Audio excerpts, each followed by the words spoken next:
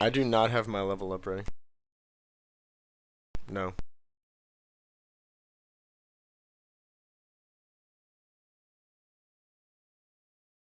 No.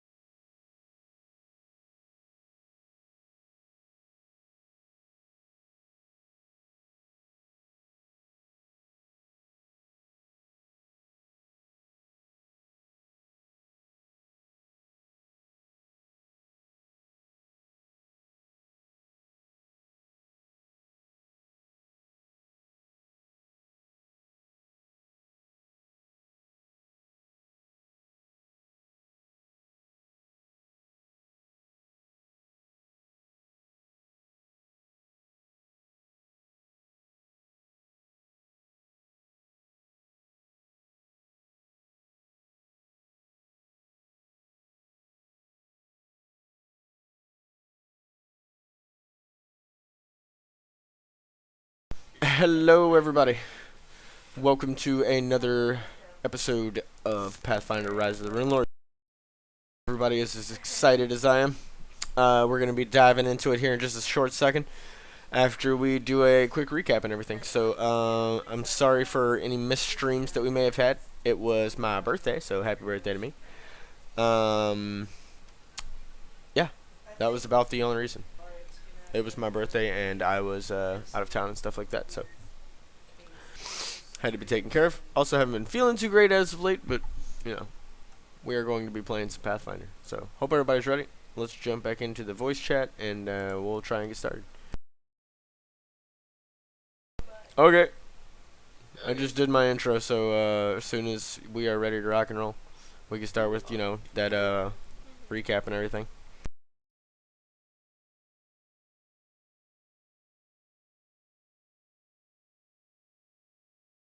Oh,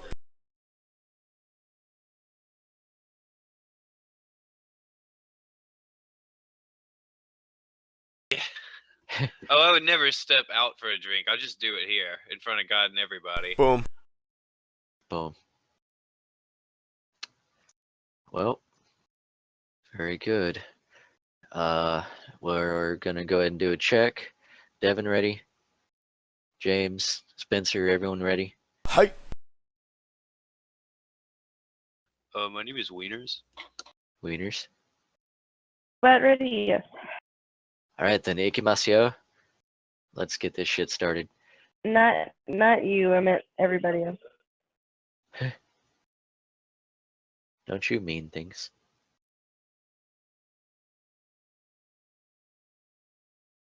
Does everyone remember where we left off? Which I'm pretty sure you do, but let's go ahead and go over it real quick. So far, you are fighting a Quasit who has been flying around the Runewell, which Dominicus has so gracefully destroyed by boiling with holy water. No frickin' way. No way, dude. Javier has spent some time swimming during the fight, but has finally come to join us, and is now clawing the crap out of the poor Quasit.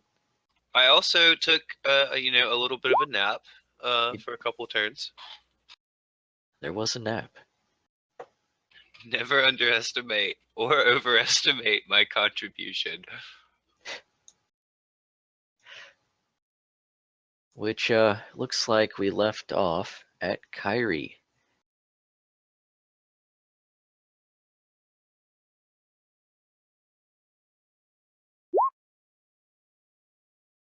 Kyrie, you are in the dungeon. You are fighting a Quasit. You can see that it is starting to take damage. What do you do?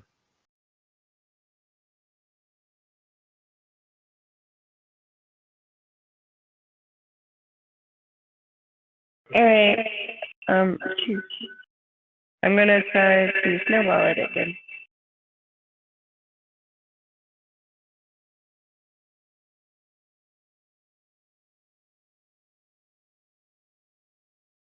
Let's see that beautiful snowball footage.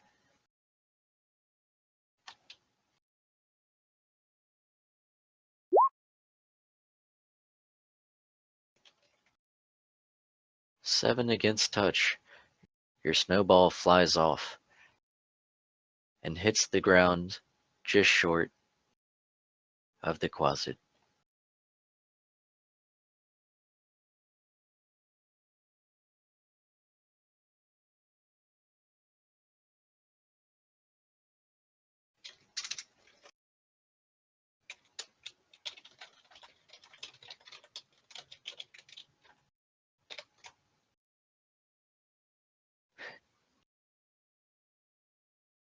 Do you do anything else? No. Okay, that brings us to Javier. Javier's gonna swing them claws, man. Gonna swing them claws. Let's see. And I get a +1, right, from a makeup. Is that correct? You do. To hit? Okay. From her Inspire Courage. Yes. So Let me just do this. And 1 sec. First attack incoming.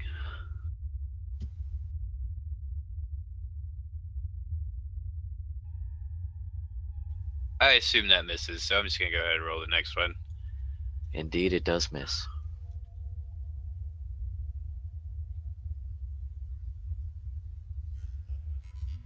Well, Well, there's that. And you miss again.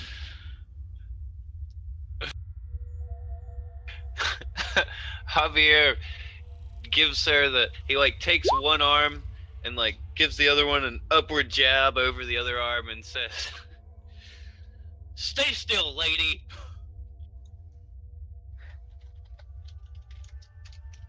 She turns towards you, gripping a dagger at her hand. She looks you in the eyes and says with a very tiny voice, "Oh, don't you worry. Not like you could hit me anyway. But I do have something for you." And she throws the dagger towards you.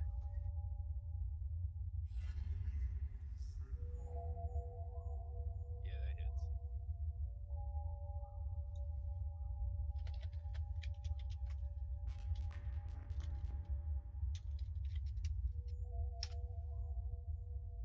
The dagger scratches your arm as it flies, dealing 2 damage to you. You hit like a girl.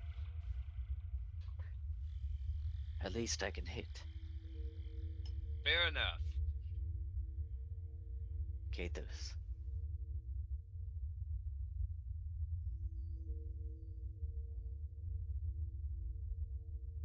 Alright, Kayla's gonna try to swing at it.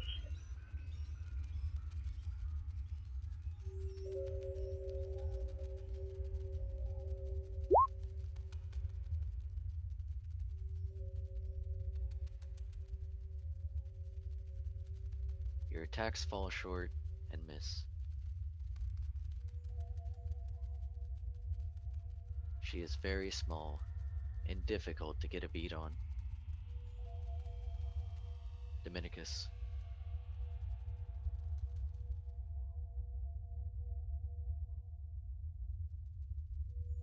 Dominicus reaches a paw into his cloak and pulls forth his holy ice sword and swings at the frickin' demon.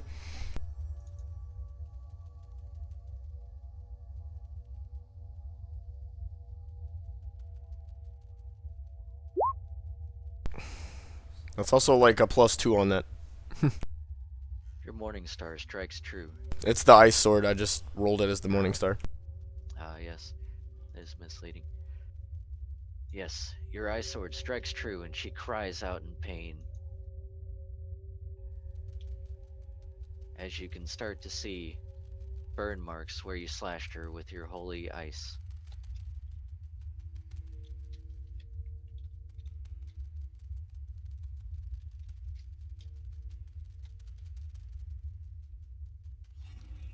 That's about it for my turn.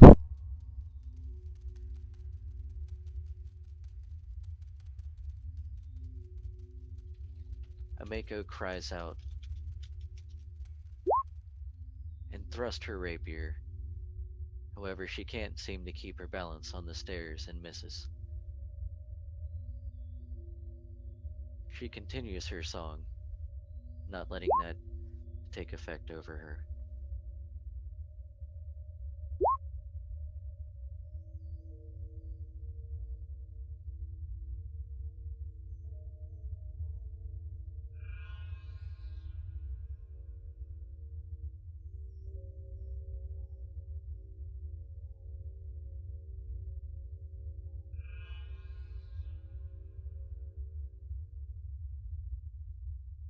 How how far in the air is she? Currently, she is 10 feet up.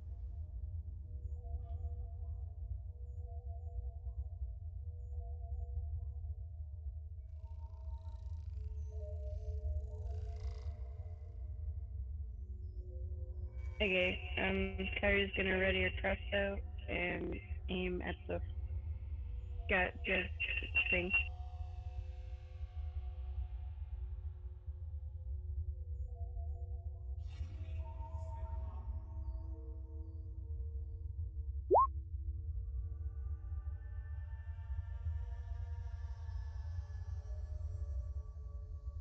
So your bolt flies off, and she dodges it easily.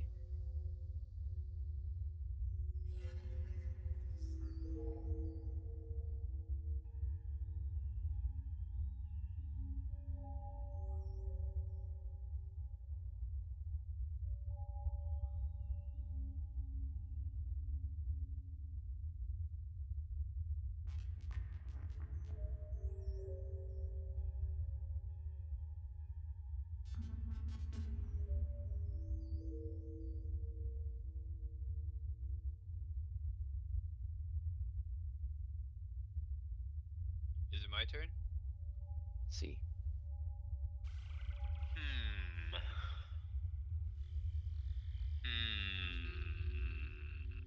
Let's see. I am okay. Javier's gonna swing the claws again. That's what he's gonna do. So here they come. Let's see. A one now and keep in mind you are flanking with Dominicus. Are you applying that? no. Do I get an extra? +2. I don't. Does Let's. not help, but Well, let's try that again. +2. no. Well, dang. Alrighty then. Pass turn. She holds out her hand in front of her, and magically the dagger rematerializes in her hand. She laughs and throws it again.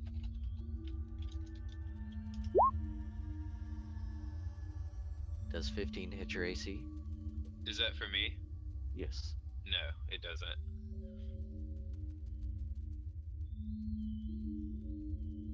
Alright, leads us to Gathos.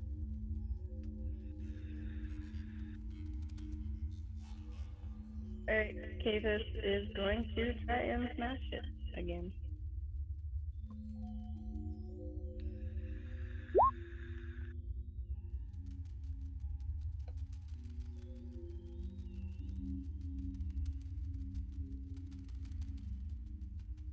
The first claw hits, and she cries out.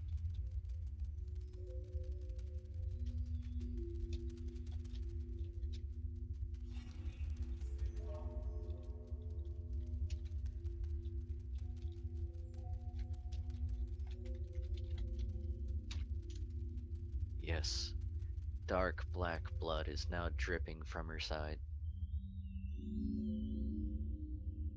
As it drips down to the floor, you can see it sizzle as it touches.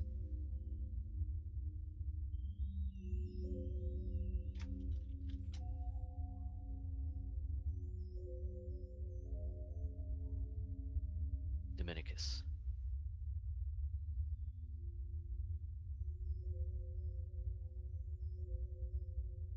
Okay. Dominicus raises a paw from his cloak, channels the name of Saren Ray, and points out at the. What is this thing? A quasit? Yes. She's Point, a bitch. points out at the quasit and casts Spear of Purity.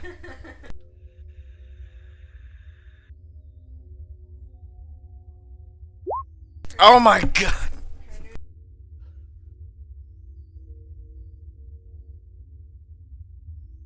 Oh, the spear misses. Womp womp womp.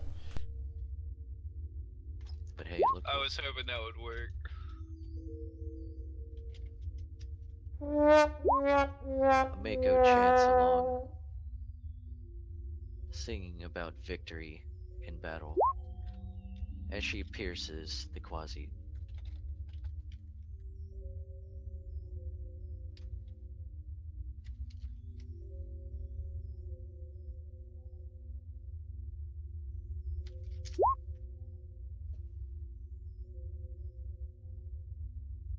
Leading us to Kyrie.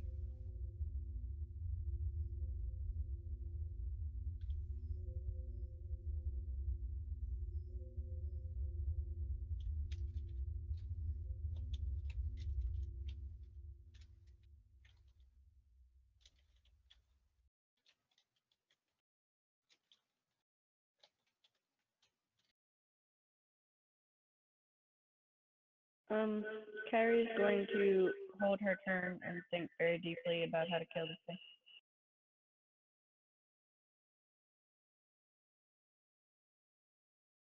Ignore that.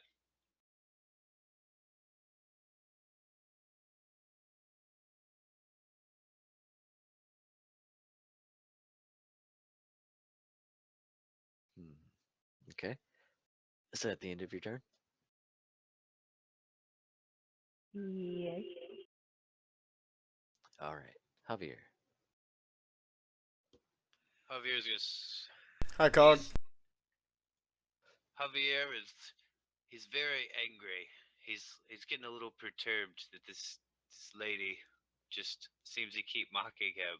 So he's like, "Look, lady, I'm gonna get you, or I hope." And then he's just gonna swing twice with his claws.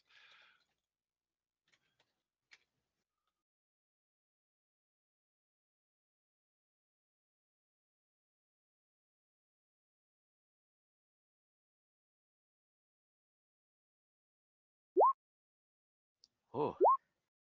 Oh. Blam, blam. Look at that. Is that one attack then? Yes, that is a double confirmed Okay. super critical. Okay. Kaboom! Okay. So there's one. Should I roll damage for that? And Roll some damage here, okay. and then we'll move on. Okay, I took the improved. God damn! I took the improved damage thing, so I'm rolling a d8. And do I get the +1 from a Mako to damage, or is that just a hit? It is to hit and damage.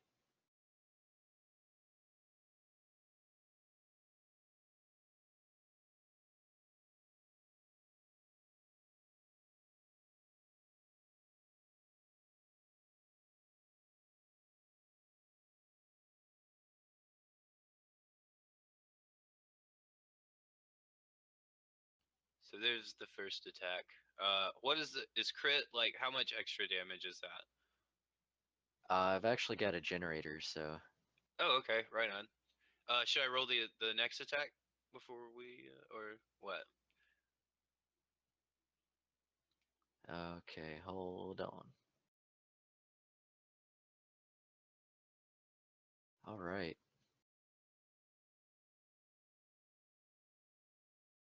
Get this thing up.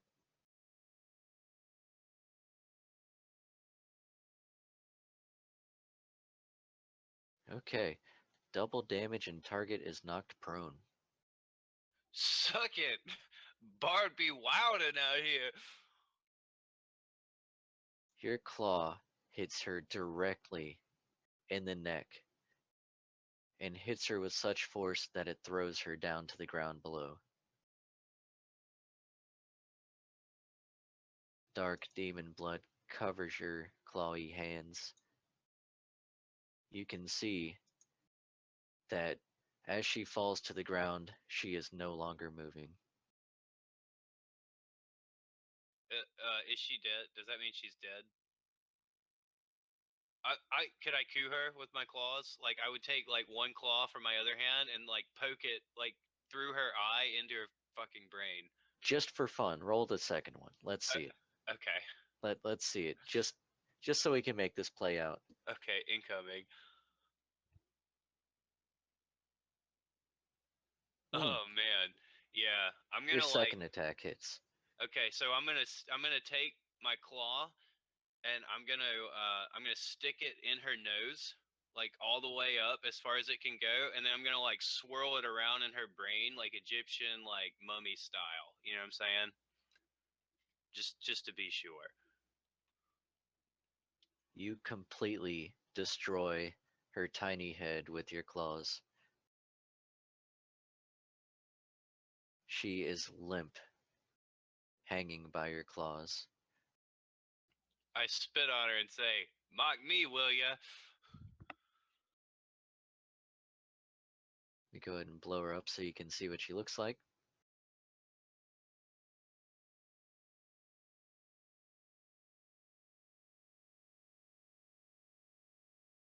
I'm glad she's dead.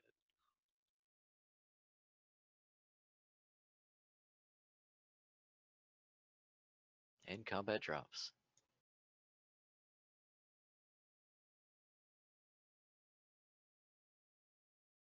Yeah, so Dominicus wants out of here like now. Like meow. Dominicus, you notice that the cold you felt as you walked in the room has now vanished. Javier loots the body.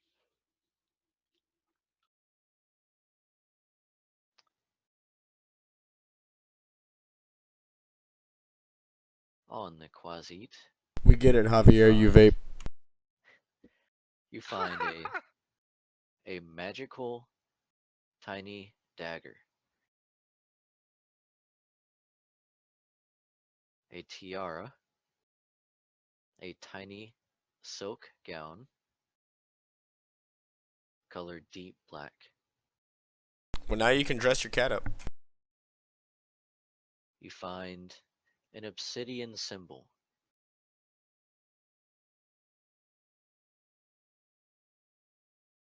I didn't have my pencil ready. Can you go over that again? I'm sorry. My bad. Son of a bitch. You find a magical dagger, a tiara,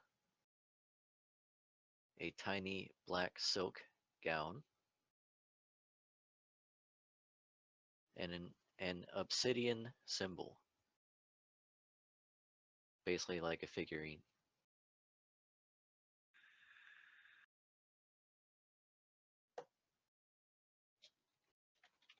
I hand the symbol to Dominicus, or I toss it to him, I guess, since yeah, he gets it. I hand it to him, and ask him if he knows anything about that.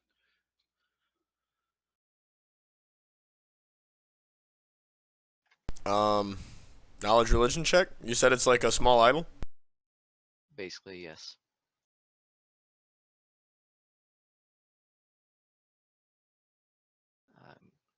Go ahead and give me that knowledge religion.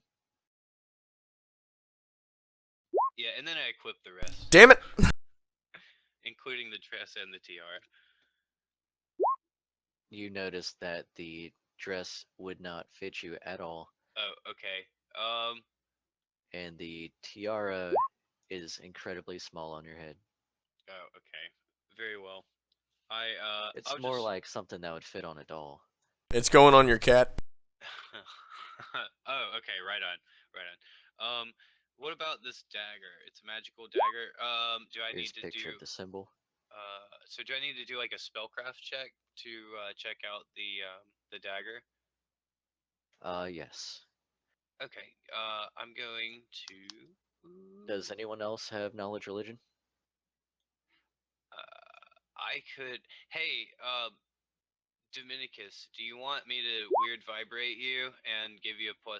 You can take a +8 racial to that skill. Let's let Kyrie try first. Okay. Let me do the weird vibrations though, so she can take that, and Okay.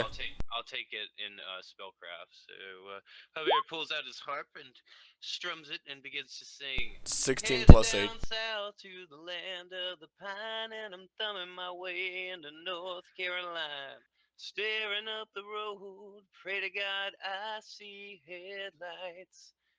And then, yeah, he's gonna get the +8. He's gonna take the +8 racial to spellcraft.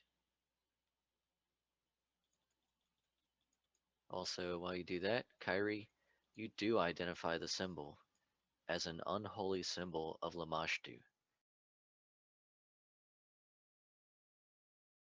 Looks like Kathos once I give him another eye. So I'm gonna. Oh my god, Whoa. that was intense. I think aliens just invaded. Yeah. Alright, what are you checking? The dagger? Yeah, the dagger. Okay. You identify it as a +1 cold iron returning dagger. What is that, like a 1d3 for a tiny little dagger like that? It's a D2.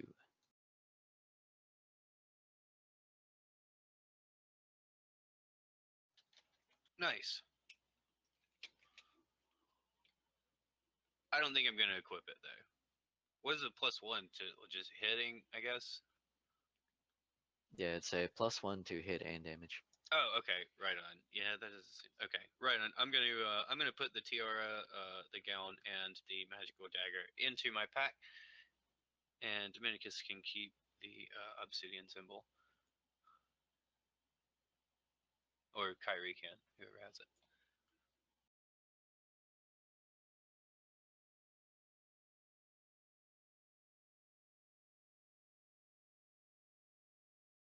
So what now, guys? There's a door.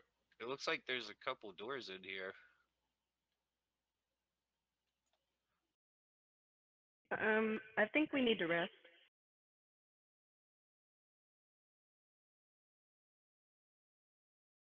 Speaking of, No, we should go check these doors, of course.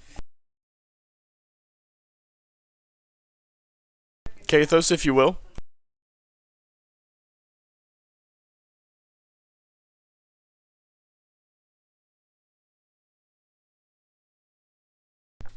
Hey, Kathos is gonna open the door. you notice that these doors are already ajar. They seem to have been open from the beginning. Inside of the room, you really don't find much. You find what seems to be left of a more like a closet for various priest vestments. You find a few tattered and dusty bits of clothing. You can tell that people used to once dress themselves for rituals here, but it has not been used in a very long time.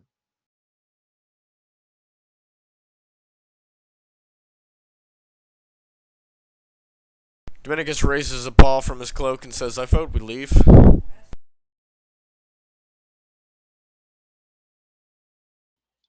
has no objection.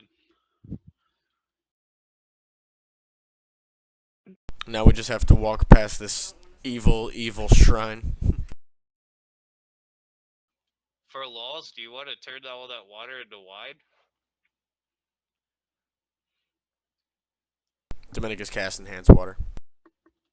Yes. Waste of my heavenly talents. Did it work? It always works. Okay. There's not even a roll for it, it just works. Javier's gonna use the empty potion container from earlier and like fill it up with the wine and guzzle it on the way out because he needs a drink after that.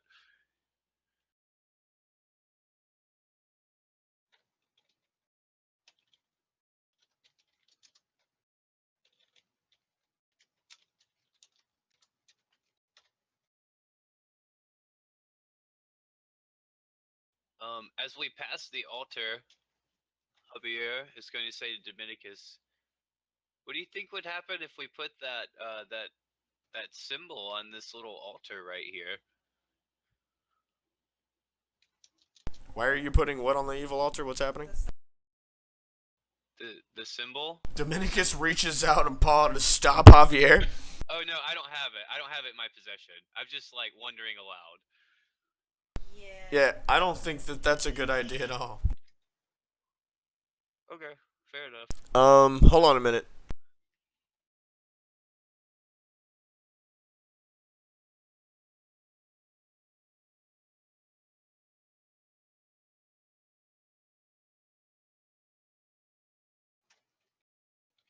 Hold on, there's a spell for this.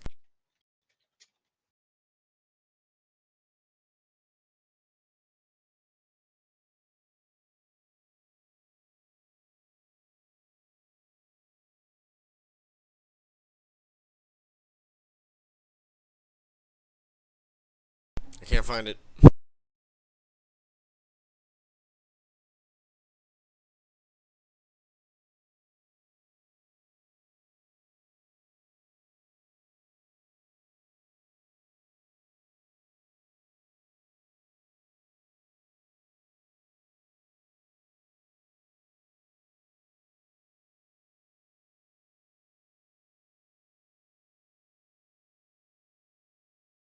I was hoping to be able to find it faster than this.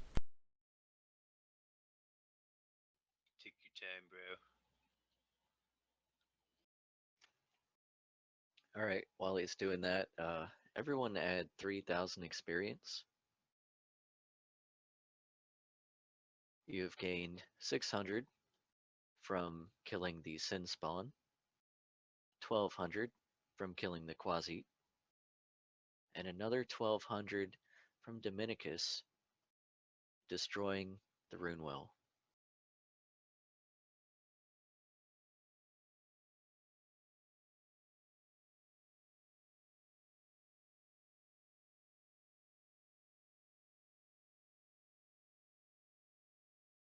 Nice.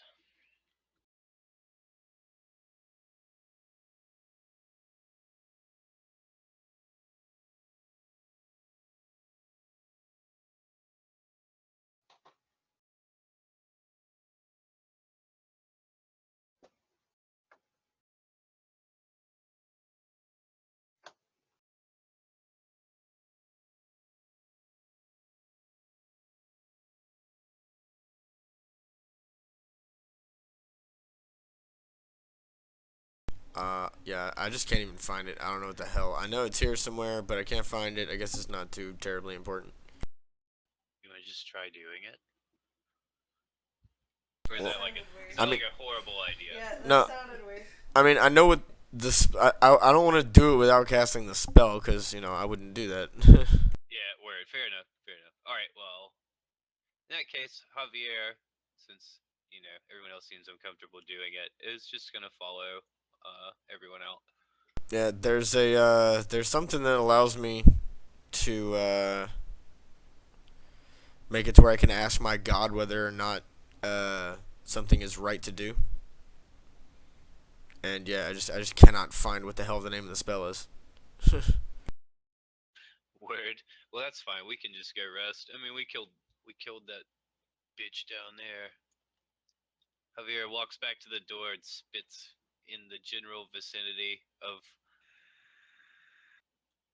the closet. One last time as they leave. All right, everyone walks out. Yeah, I think we need a rest for sure.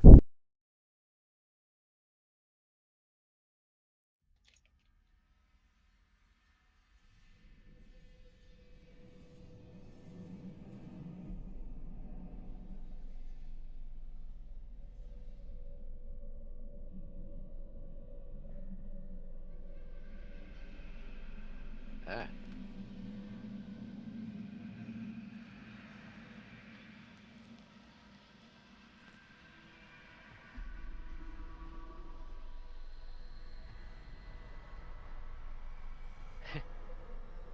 Thank you. Thank you. okay.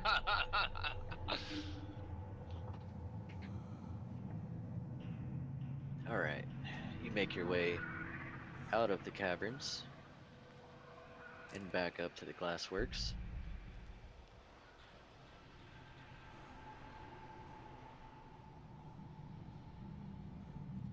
You try to walk out through the door, but see that it is actually barred shut. What, the door that we came in through? Yeah? We came in through a broken window. I think he means the door to get back to where the window is. Ah. Oh, not this door here, but this one actually should be barred shut. Okay, I think the window we came in was like. Hang on, I'll look for it. I think it was this one. Yeah, that one right there.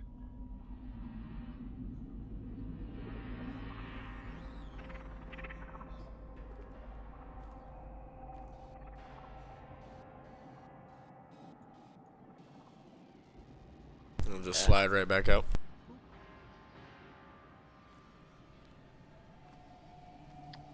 Okay, make it out. And where's everyone going? Back to tavern? Yeah, I think it's time for some tavern time real quick. Oh, for sure. All right. Which one you going to? I'm going to the cheap one with Kyrie and Kathos. I'm gonna come with them for a drink, but I'll eventually wind up back at at my place, if you will. Let us go to the Sandpoint map here.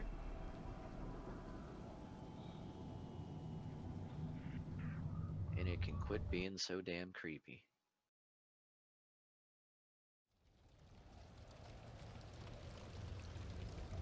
Alright, everyone makes it back to the tavern, weary and beaten. But nothing eventful seems to happen. In fact, most of the town is just carrying on about their daily lives.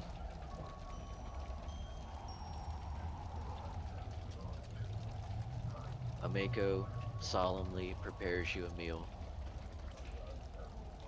and quietly goes off to bed, not even staying for drinks.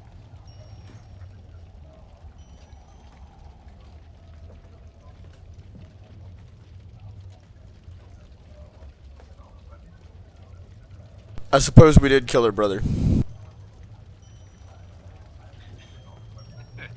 Well, I mean, he kind of deserved it.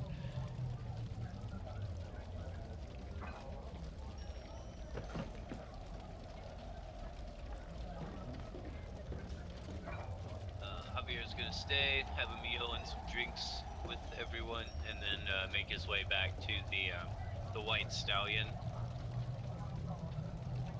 Alright. Everyone I'm trying to take level. gets to level up to 4 as they rest for the night.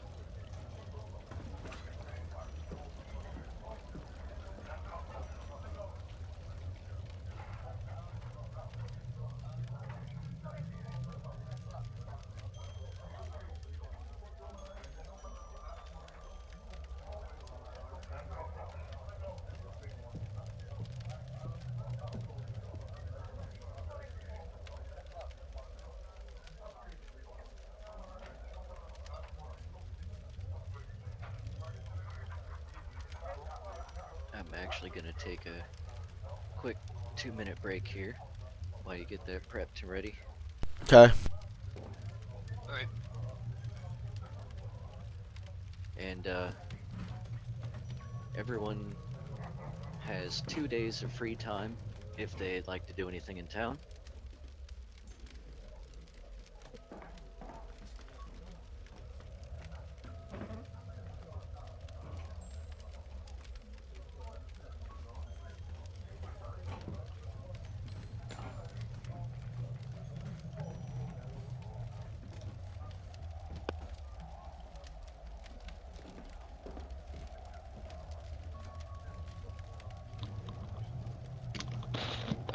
I'm gonna do some stuff in town, but I need a little time to. I need to pick a cantrip real quick. I thought I had it, but I guess I don't.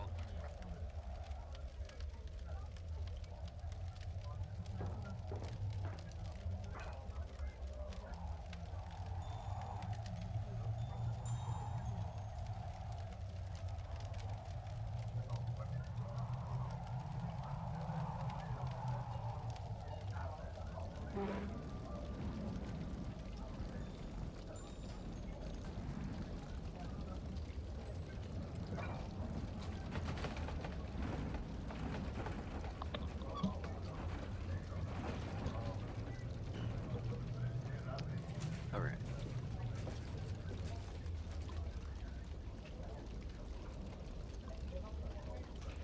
Does anyone have anything they'd like to do during their free time? I do. I just need I thought I had my cantrip picked out. I guess I do. Oh yeah, I do. I do. I have it. What else do we get at 4? Shit. I'm sorry. Get your ability point? Yeah, I did that. I'm sorry. Oh, here. I'm looking for my core rulebook. Oh, here it is, right here. Okay, got it. Just trying to add base attack and stuff. See what kind of class bonuses I get, I guess.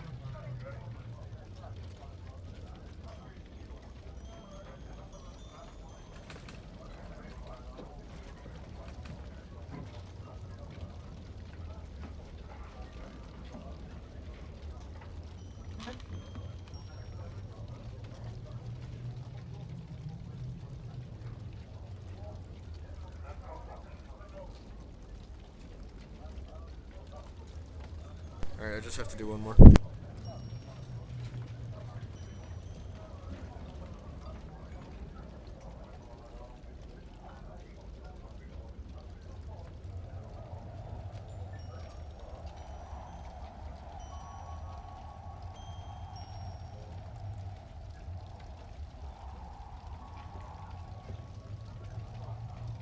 Okay, I'm just testing.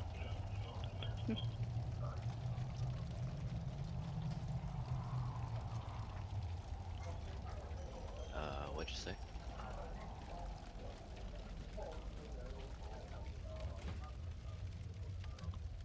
She said testing. Yeah.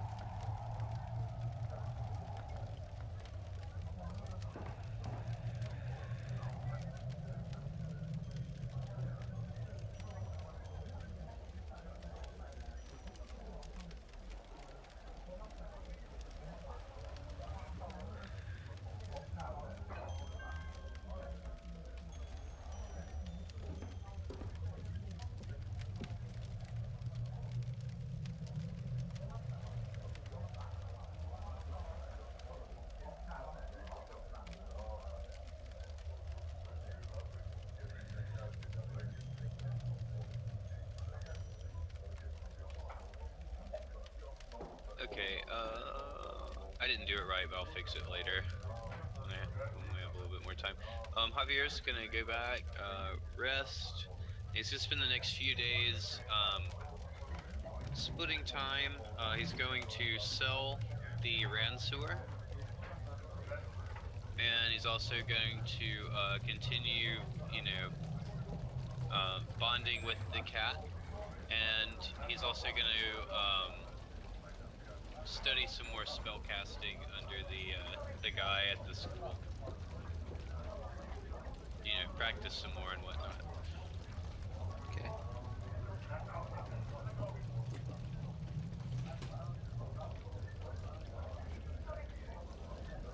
For the Ransour,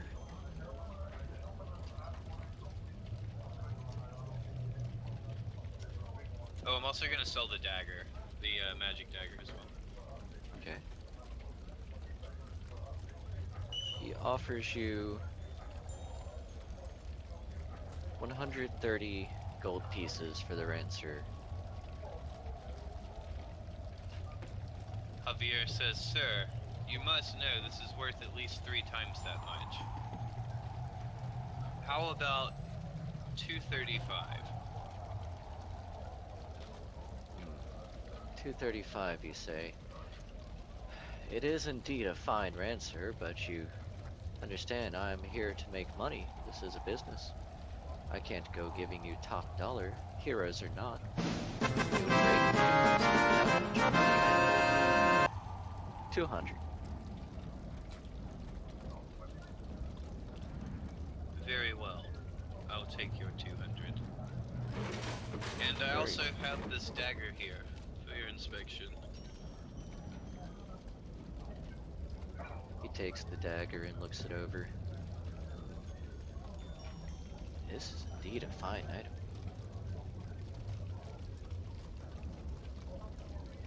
Definitely worth more than that Ransor, wouldn't you say? Ah, this is true. Very true. He looks over the dagger. But who would use such an item? It is so small. Earl, Yeah, pop the world map up for 2 seconds. I actually have a better world map for you this time.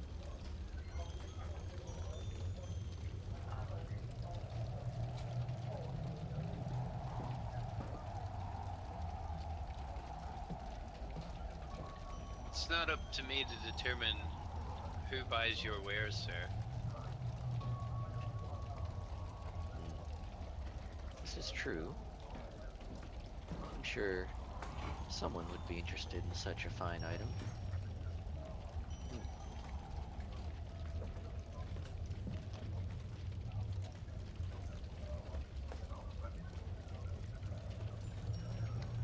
I tell you what. 1,000 gold for the dagger. 1,200. Give me an appraise check.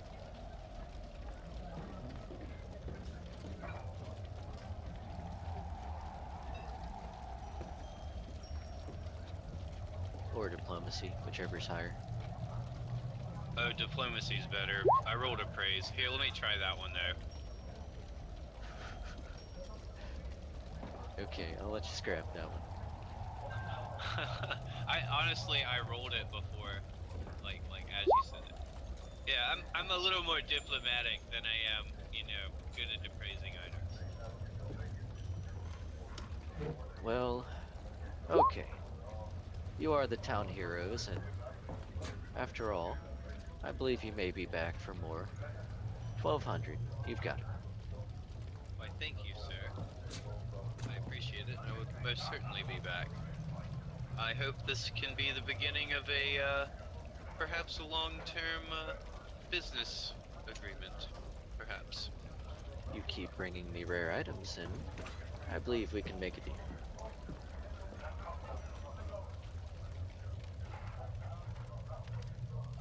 Excellent. Have a great day, sir. And the same to you. And I leave, and I'm gonna go either play with the cat or, or study more spellcasting with the headmaster of the school. Dominicus spends the first hour of the day praying. Very good. Okay, and Kairu's gonna memorize spells. And then we're both going to mosey downstairs for some much needed breakfast after that ridiculous fight.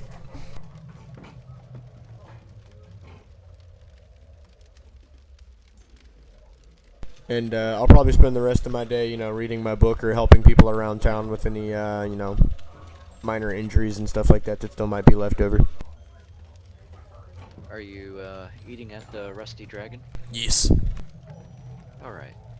During breakfast, Omeko comes out, a very sour look on her face.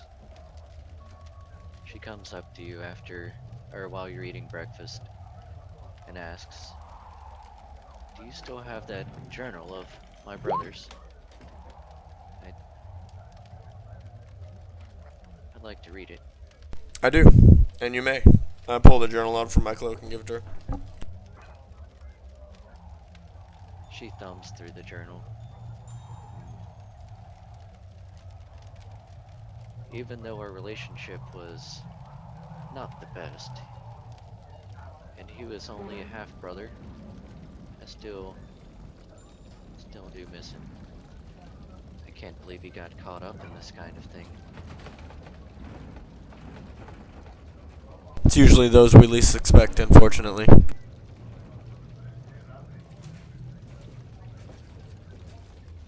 She pulls out the journal and sets it down on the table as you're eating, and begins to read as she comes across one of the passages relating to Sandpoint. So he was behind the raid. can't believe it. Not just the occult, but... And he even mentions the Thistletop goblins. I wonder what's going to happen now that he's gone. I don't know, but I can't imagine it's going to be anything good.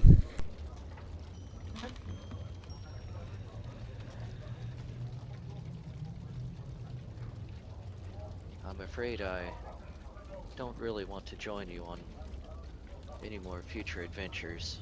This has taken a bit too much out of me, but I would be very indebted to you if you would please stop whatever plans my brother might have had, or whoever was using him. Oh, you mustn't worry about that. We will surely be taking care of these bastards.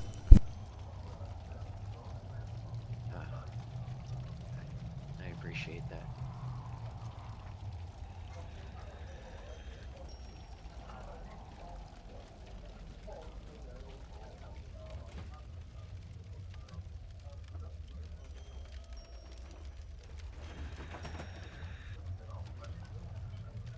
Okay, but yeah, like I said, afterwards, we're going to, I guess, spend the rest of our time with anything else. I'll do healing and book reading, and Kyrie will do whatever she wants to do.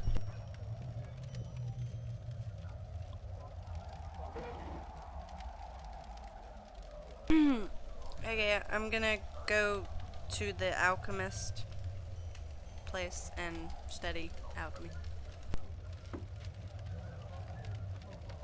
The alchemist gladly has you around and shows you a few new tricks, how to use some tools properly.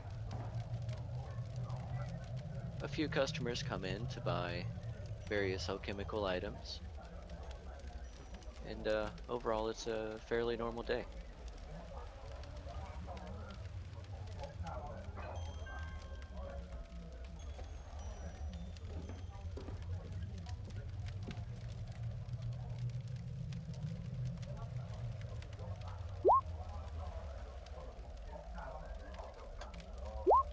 I heals people with my kitty magic. Nyan. You at the cathedral, or where are you doing that? Yeah, I'll go to the cathedral, see if there's anybody who needs help there. If not, I'll just walk the streets offering. Father Reading my book in the Xantus, meantime. very good. Father Xantus gladly has you along, but there are still a few injured people left over from the raid still in the cathedral taking residence. Now you can tell that the Barrett family has actually left the cathedral. Presumably to go live with her sister. Yeah, I At figured. least what's left of the Barrett family. Right, yeah. Considering most of them were dead.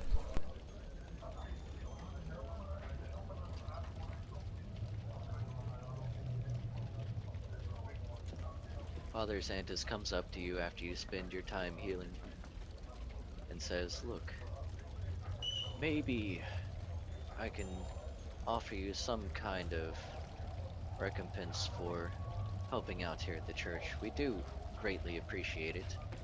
I know it's not much, but I want you to have this." He pulls out 2 potions of cure moderate wounds.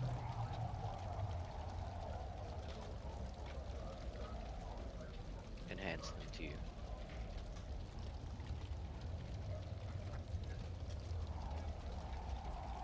Are you sure, Father? We've had these in wait for a little bit of a time, and to be honest, they were collecting dust, but we feel that you can use this much more. Well, I'll be sure to put them to good use then. They'll definitely save someone. We haven't much in these trying times, but at least we can offer you something. And everything is always appreciated, trust me. Also, I've heard word that Shay Lilu might be back tomorrow. Please stick around and tell your friends. I'm I, sure w- she'll have some interesting information for us. I will indeed. I'm sure I'm supposed to be meeting them back at the inn for dinner. Very good. Just come by the office at the town hall, same as before. Then we will.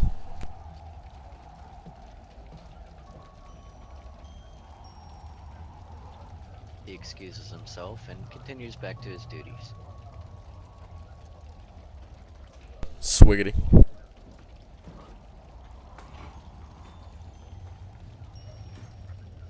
Dominicus tucks the potions away into the deep recesses of his masterwork backpack.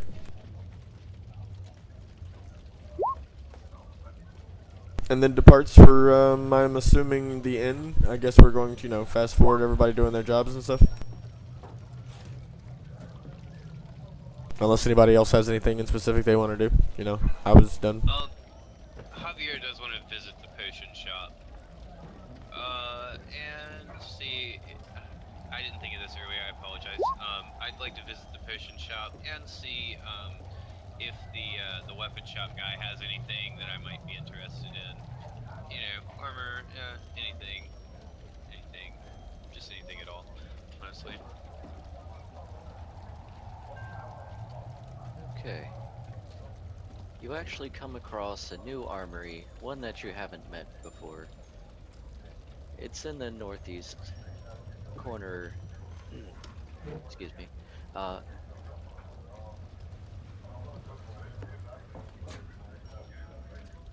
yes. In the northeast corner, this building bears a few scars from a fire. You can see that some of the wooden planks in the building are a bit scorched and in need of repairs.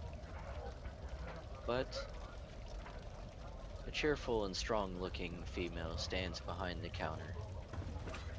She seems not to be too worried about the state of affairs of her shop, and she actually has some very fine-looking merchandise. She introduces herself. Ah, greetings. I don't think I've seen you before, at least not in person. I've heard of you. Pleased to meet you. You can call me Sava. Incantado, madame. And what's a fine woman such as yourself doing in a burned out building like this? I see you speak Varisian. How quaint. I really see no need to replace the shop.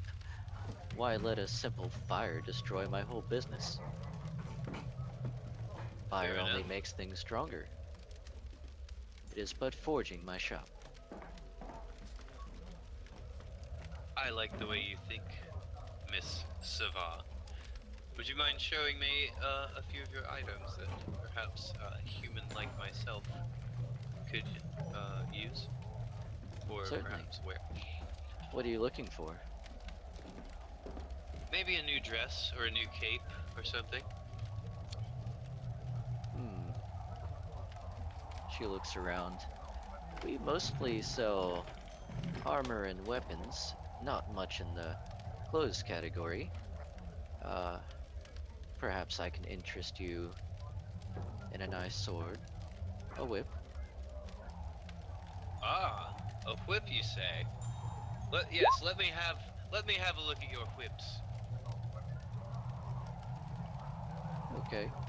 She brings you to the side of the shop, and you see several fine looking whips laid out on the counter. Some with barbs, some without, some having a very dark polished metal on the handle. Uh, Tell me, what is it you look for in a whip?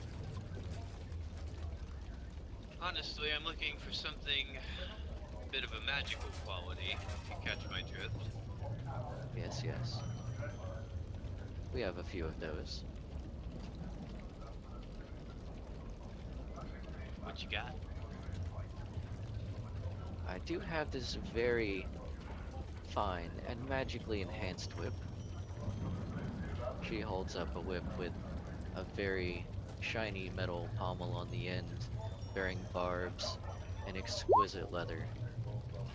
She hands it out to you. Ah, and what is this? What is this beauty? This whip is it's not too crazy, but it has been magically enhanced to help you damage with it a bit more. It's much more than your standard whip. Go ahead and roll a spell. Oh, what? I lost you. I think I lost you. I'm gonna roll a spellcraft check, because I think that's what you said. Shoo. Let's just do it.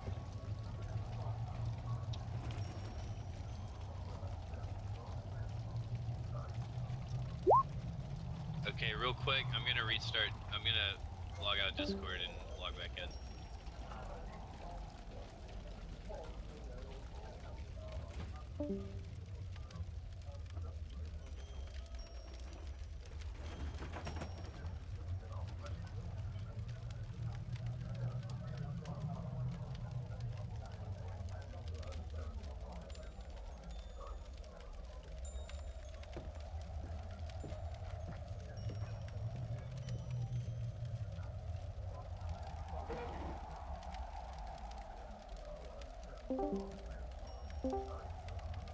Hero. Is that you, John Wayne? Is this me? I don't know what happened there. It's just everyone dropped out, and then I disconnected, reconnected, and everyone was there again. Yeah, I heard you say roll a sp, and so I just hit spellcraft because I figured that's what it was. Okay, alright, so you would recognize this as a +1 barbed whip. Is this +1 to attacking? It's attack and damage. Doesn't do anything. Oh, okay. This is a fine whip, madam. However, I need something that's, a bit more of an ornament. If you catch my meaning. Not not much of one to be attacking with, melee weapons and whatnot.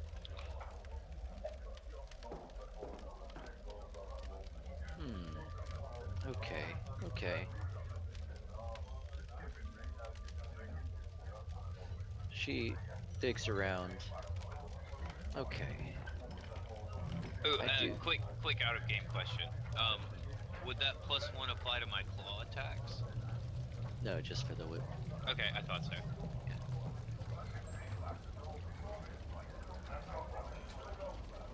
Alright. She digs around. I'm afraid I don't have much else in the way of whips, but I think I have something that you might be interested in. She goes yeah. behind the counter and pulls out a shining golden headband. Oh my. What is that? This is the headband of alluring charisma.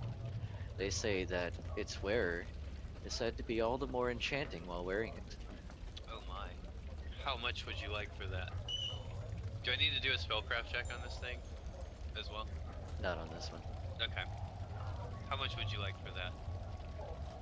I'm interested. But I'm a shrewd businessman at the end of the day.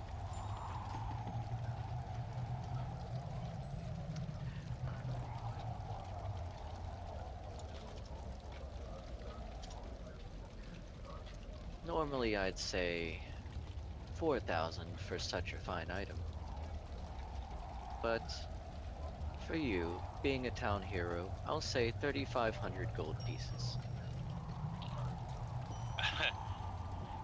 I'm sorry, madam. I'm afraid I don't have that much. I would give you everything I have for that, but I doubt you would be satisfied with what I have to offer. If that's your best offer. That is I'm sorry, the best I can do. That is hero price after all. Perhaps I'll come back later and get it then. When I See? have the money. Or perhaps we could work out. No, I don't really have anything she wants. Yeah, I will be back. Hang on to that as long as you can, if you don't mind.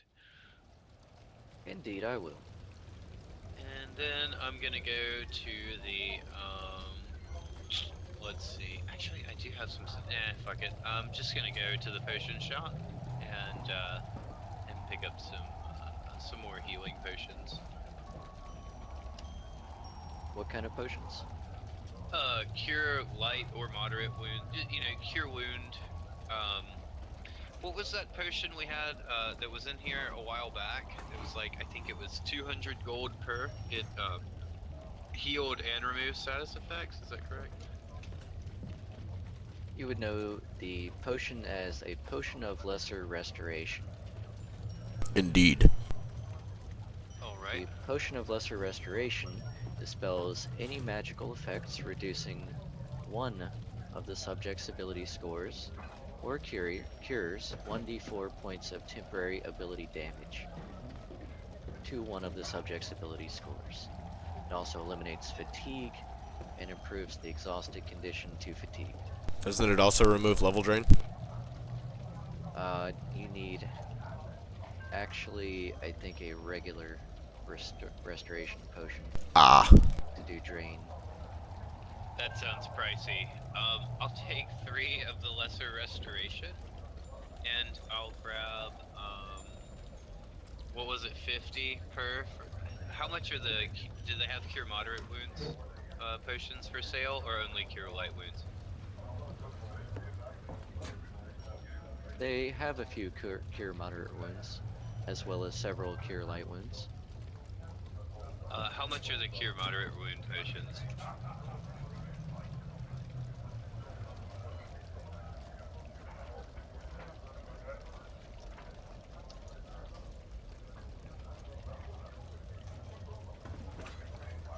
Let's see.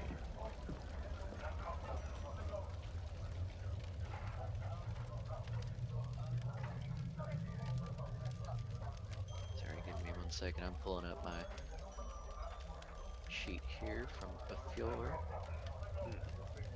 Pretty cool. Yeah.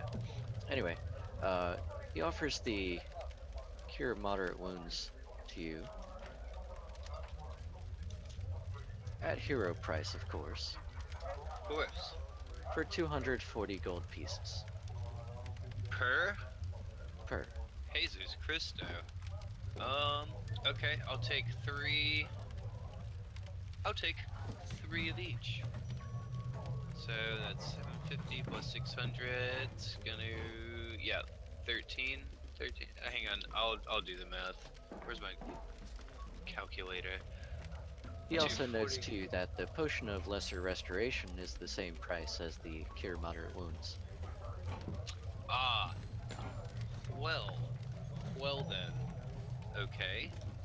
I shall take 2 of those for 480 gold, and 3 of the others.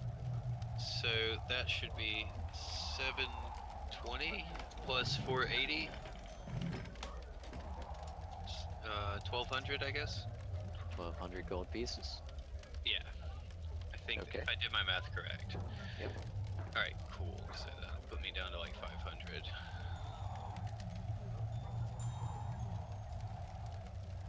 You can tell he's very pleased to have such a big spender.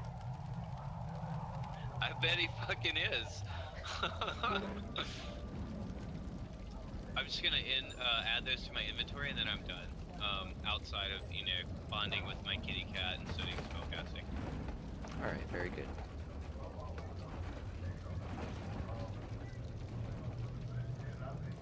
And we will roll forward to Dominicus meeting everyone for dinner at the inn.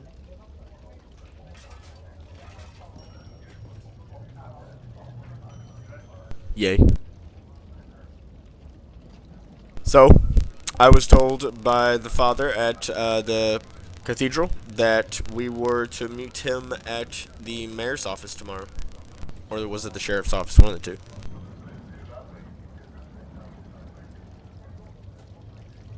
I assume that everybody will be ready to go there in the tomorrow in the afternoon or so. Well, I've got nothing better to do, so sure.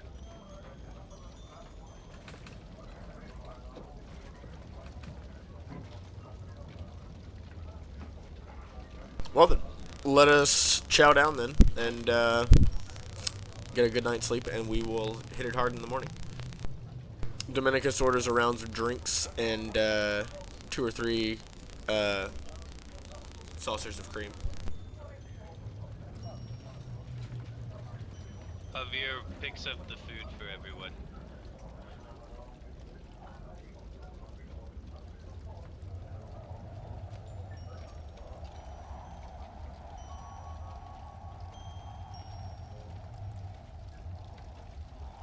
Alright, very good.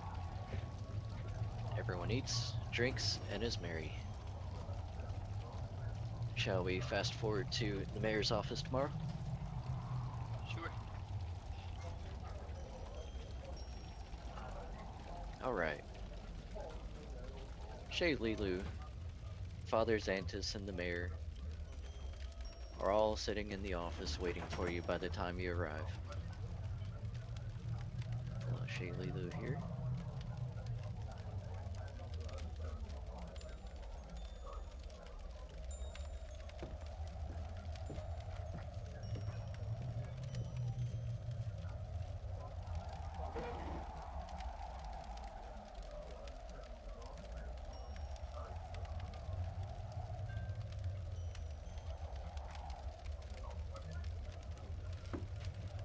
Shay Lilu already has a map laid out on the desk, and she looks to you as you come in. Ah, never thought she'd arrive soon enough.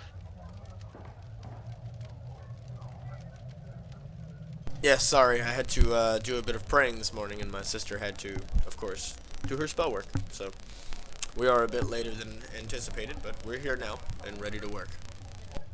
Well, very good.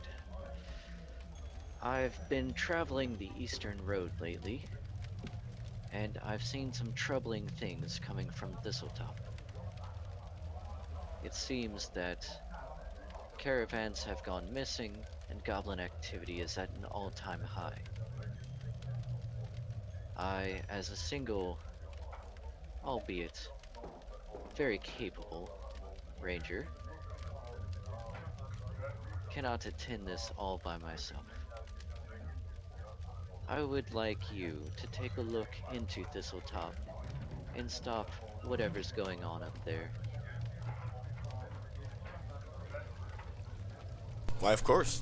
If you can let us know as much information as you have about it, we would be more than happy to look into it. I can't really promise anything, but, you know, we'll do our best. Yes. We did cover quite a few things from Thistletop last time. Not sure if you remember, or if you've taken too many blows to the head. I assure you, I took too many blows to the head before I came to this town. She looks at you, not quite sure what to say, and then moves on. Well, What was that?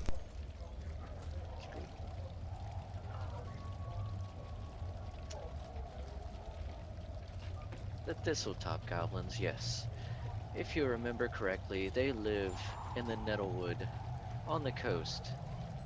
They have a base atop a small island that looks somewhat like a decapitated head, if you'd remember. How are we These to goblins. How are we to approach this island?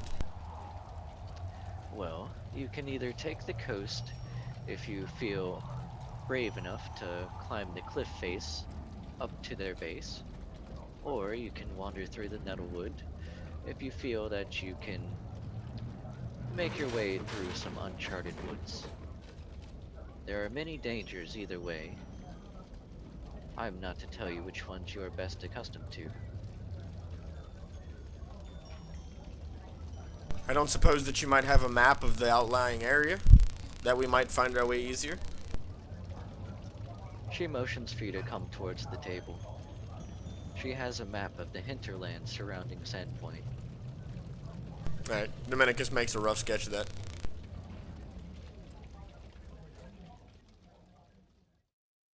You see that the eastern road follows through, maybe about 6 miles to the Thistle River far to the east, which cuts halfway through the Nettlewood.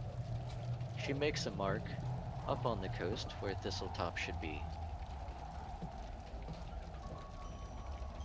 Much obliged. Thank you very much. So- Javier's gonna ask her if there's any kind of way we could potentially skirt the Nettlewood and take the cliff top over to Thistletop. I just, you know what I mean? Like, kind of like, that way we're not too much in the woods. You know, not too uncharted. Unfortunately, the deep thicket of branches and thorny vines almost nearly surround the whole cliffside facing the coast. There's a little bit of land that you could probably follow along the coast, down the beach, but there's really no way around as the vines really do reach to the side and at some points over.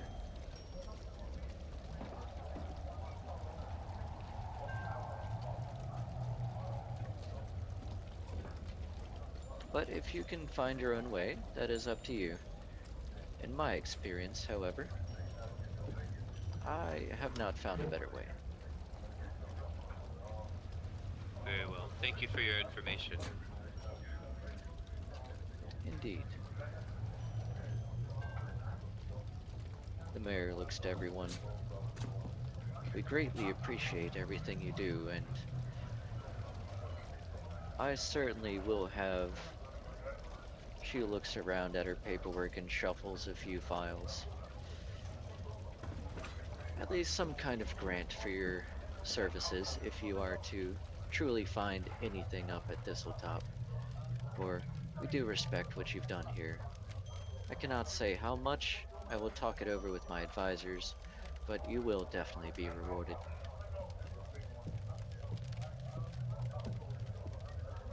Lulu interjects.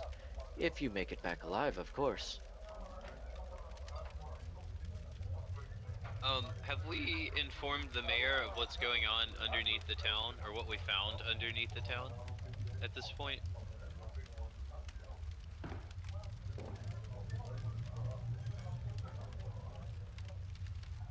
Who are you asking? Oh, I was asking you, because I don't remember if we told her about, the demon stuff underneath the town. Give me a wisdom check.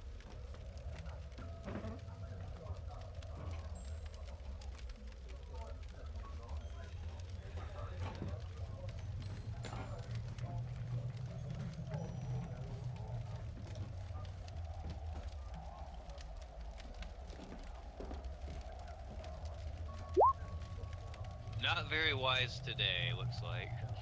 You just plain can't remember. Okay then. I'm gonna be like, oh hey, did we tell you about the like demons we found living under your town? Lulu stops what she's doing and immediately turns towards you. Demons? Did I hear you correctly? Yes, ma'am. We found it a closet under at least one closet and another winged creature as well, living underneath the glassworks. The mayor slams her desk. Underneath the glassworks?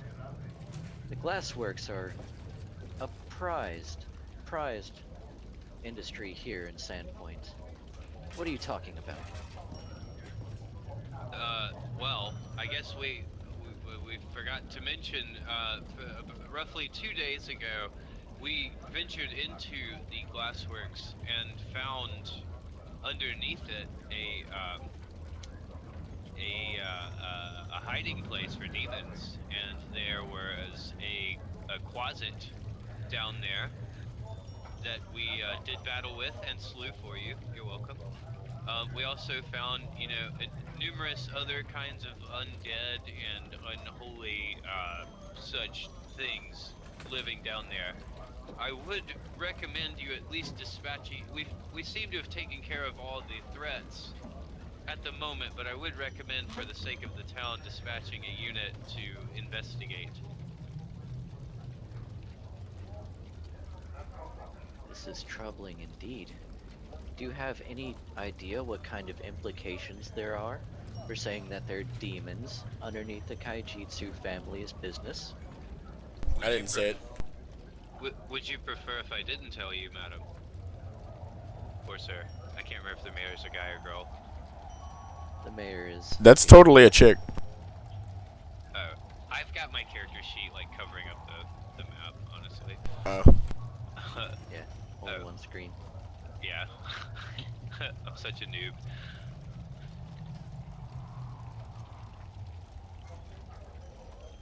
Well, yes, but I mean, I understand that, and I figured, you being the leader of the town, you would want to be the first to know.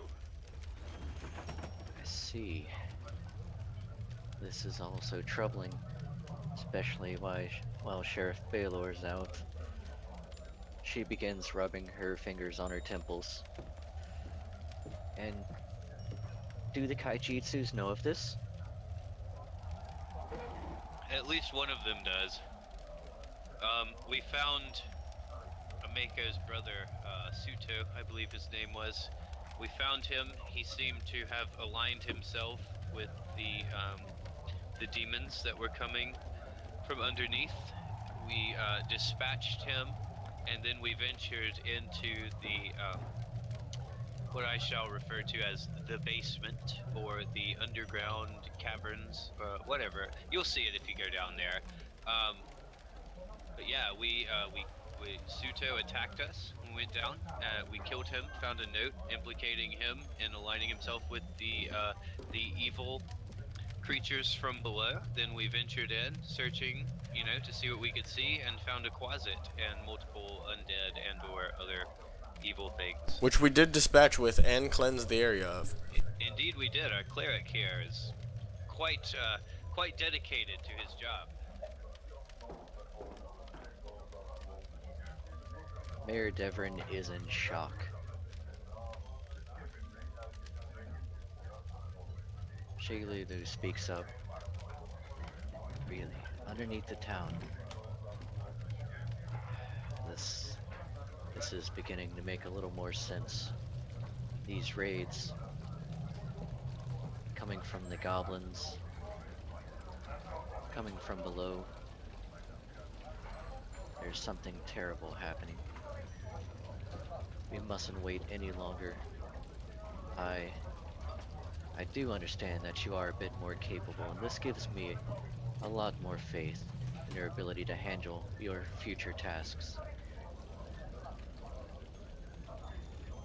I can't imagine the horrors you saw down there. Perhaps Thistletop will yield more answers. But while we're gone, I would recommend keeping an eye on the glassworks. Certainly, I'll investigate it at once. Mayor, if you don't mind, I'd like to take a few of your city guard with me just in case. And we will get this mess cleaned up. The mayor nods in agreement. Yes, well, let us not tarry. She rolls up her map, packs her bags, and walks out. The mayor looks to you, a very dark, solemn look on her face. I appreciate everything you've done for this town, for indeed you've done more than I know. I'm afraid I'm not prepared to give you much, but upon your return, you will be handsomely rewarded. Why, thank you, Mayor. I will, however, provide you some horses if you so wish.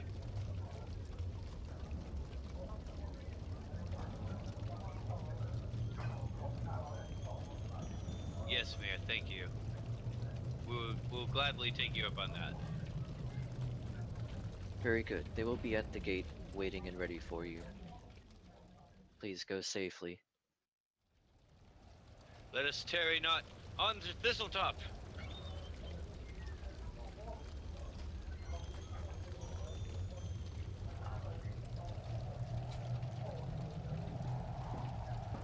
Alright, so is everyone ready to mount and start making your way to Thistletop? Actually, I need to make a short stop off with Kyrie. Okay. Yeah, I need to travel to the blacksmith to get some more bolts for my crossbow.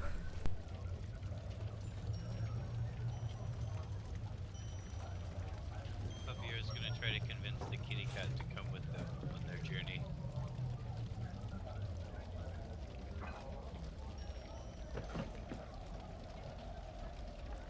The cat does not want to leave the inn, the relative safety of it, and the assurance of food.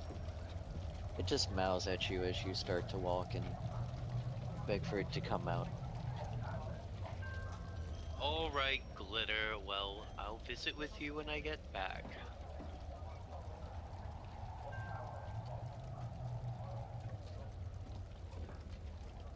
As for Kyrie,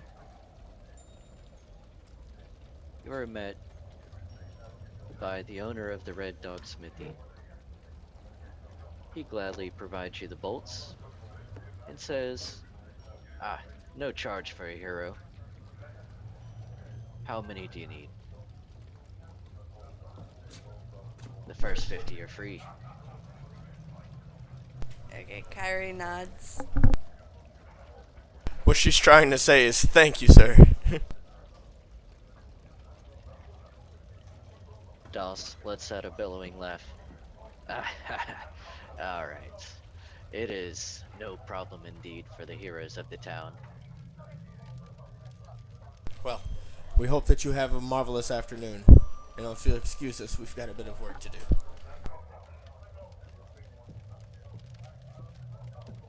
One of his mastiffs near him stirs awake, looks up, and then goes back to sleep as you walk off.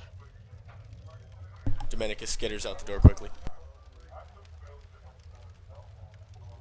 How many did we get from him? I'm assuming like 10 or so. He offered you 50 bolts, Oh, 50 bolts. Okay. 50 then. unless if you like anything other than standard iron bolts. Nah. I was going to say, we'll just take the standard iron. She can only carry 50 anyway, so.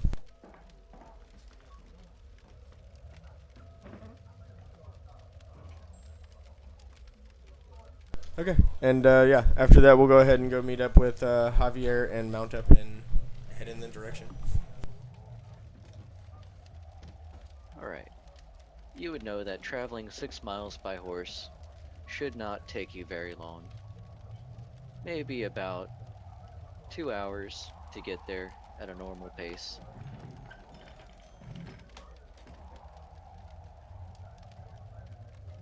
So, as you travel down the road, let me swap music here. Oh, hey, as we're traveling, Javier is going to recommend, or perhaps before we depart, Javier is going to recommend when we get to the Nettlewood, we stay just inside the tree line. That way we won't get lost in the woods. We can use the tree line to like basically follow it all the way up to Thistletop.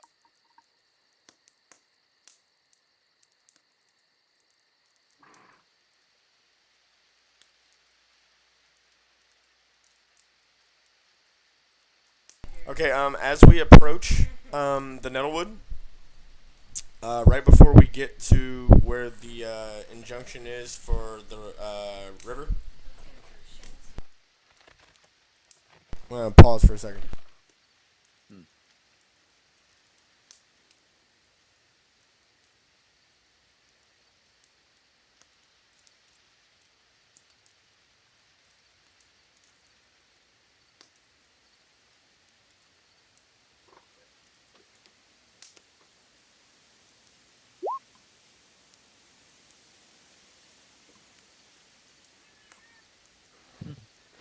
Yeah. So, do I know anything about the immediate area? A step to the side to grab another coffee. Did you roll anything? Yeah, she rolled a 22 on the knowledge local. Knowledge local.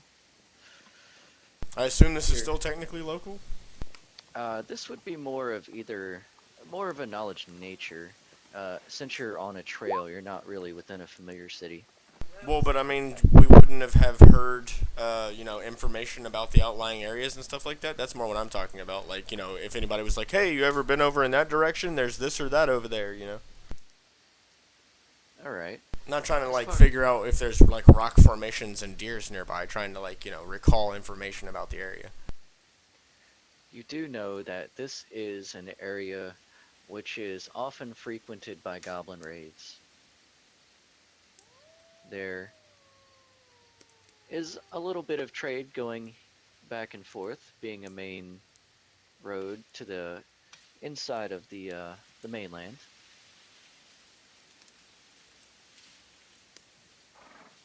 But Okay. overall, you don't know of any major stopping points aside from the major bits of woods until you cross the river.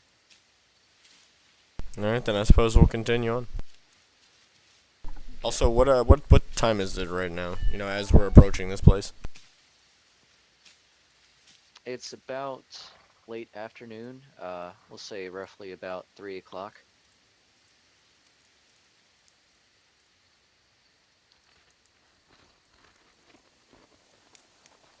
Okay.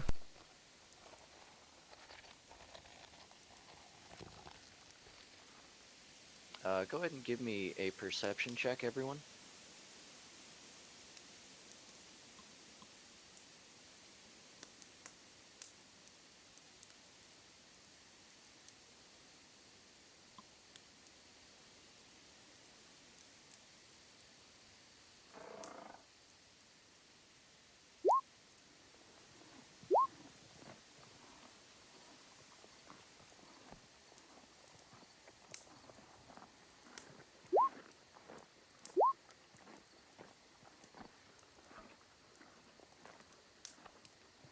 Kato, something catches your eye in the distance.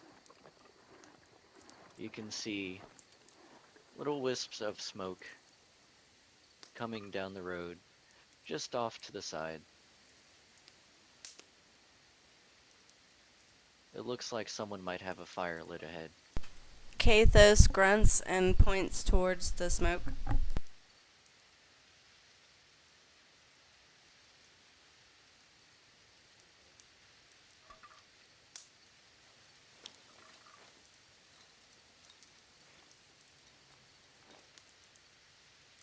Huh. Looks like someone's over there. Should we investigate? I mean, I suppose that we should. Of course, there's about as good a chance of it being an enemy as it is somebody who might want to help us. That's true. But I suppose it couldn't hurt. So, I guess we're heading for that. Okay. Can I get a ping as to where that's at?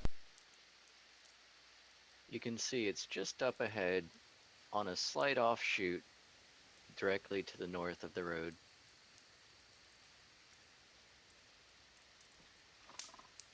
There's a small rocky clearing where you can see the wisp of smoke coming from in the distance.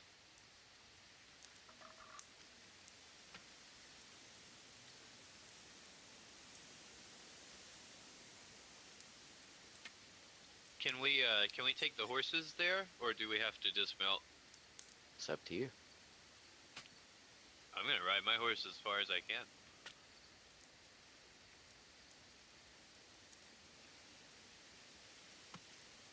Alright. Everyone riding their horse up to it? Yeah, I guess so. I'm not going to be the only one walking. As Winston Churchill once said, given the choice between sitting and standing, I'll choose sit. I'll always choose sit.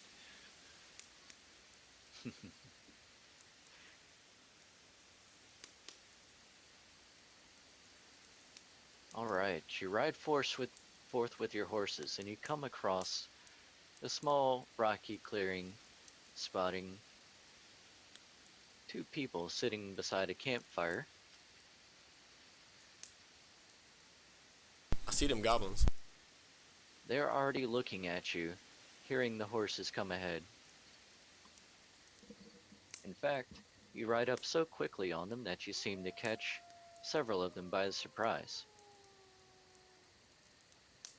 The goblins, however, they have their attention turned towards the two men. You can see that they're not really paying attention to anything else. They look very thin, Who, the men or the goblins? the goblins. Okay, I say to the rest of the party quickly, well, should we help these guys before they get ambushed? The two men call out to you, "Hey, stop your horses there."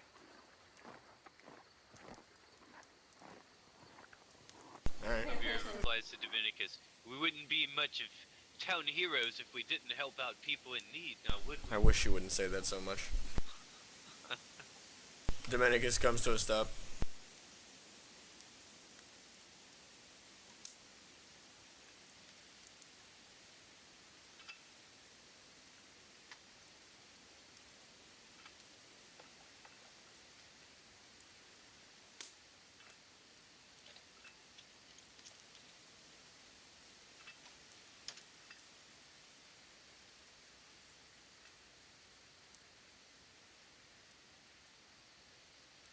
You can tell that the goblin ahead sitting behind the rock is ready, watching the two men. He's gripping his blade and pressing against the edge of it so hard against his finger that you can see little drops of goblin blood spilling down it. The two men continue towards you. What are you doing on our road?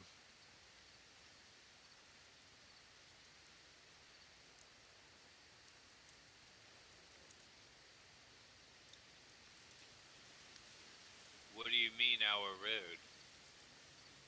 I mean, there's a toll for passing. Dominicus dismounts. That's just Javier. And he says, do you know there's goblins right there? Ha! Oldest one in the book. They continue advancing towards you, reaching to their sides.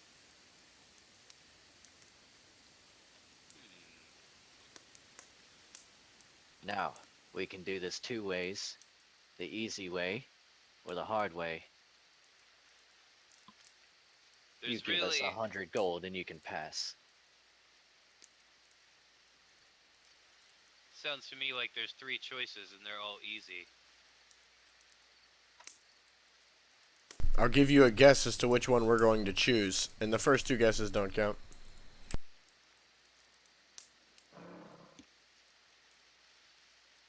I know I certainly won't be parting with any of my money.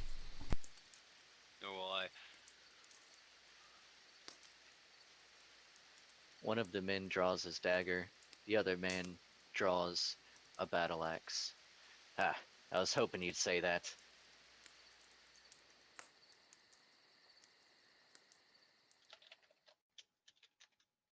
Just then, a very familiar screech comes out from behind the rocks. Everyone roll initiative.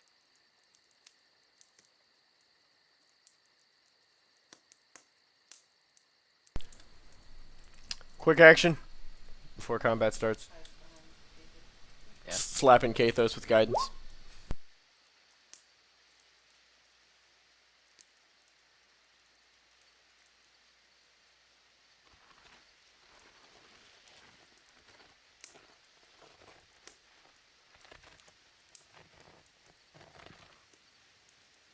Okay.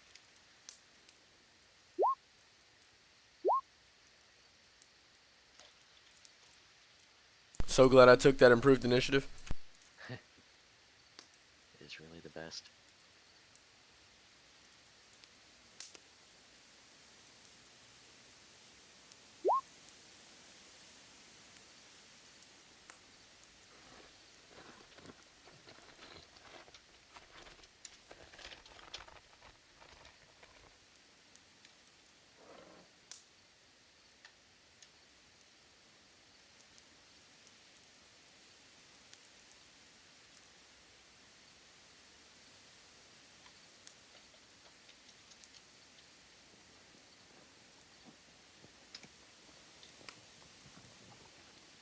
Actually,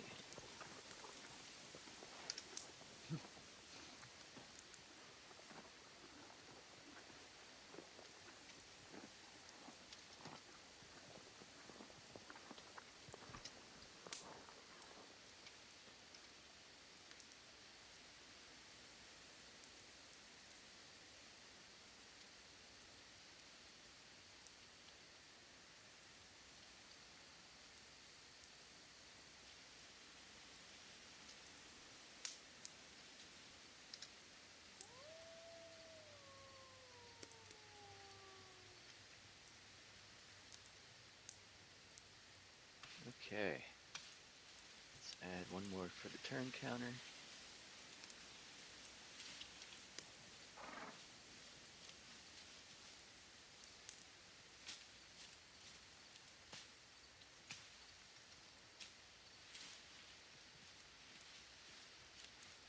Look at all of those wonderful high numbers. Swear to God, Max, stop it.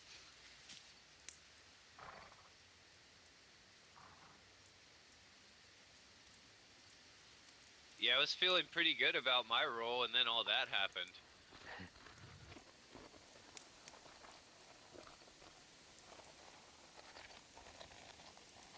Yes. You hear the goblin shriek as weapons are drawn. Dominicus starts us off by casting guidance on Kathos, leading us to Dominicus.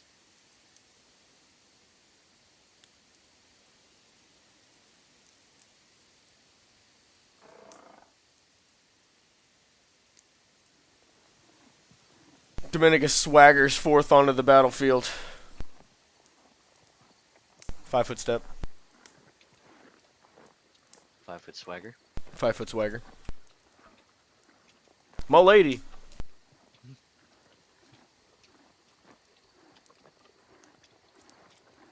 Dominicus raises a paw from his cloak and channels the word of Saren into his hand and fires a bolt of fire from his hand at one of these little bastards over here.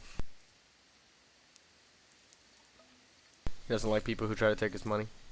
The bottom one. Yes.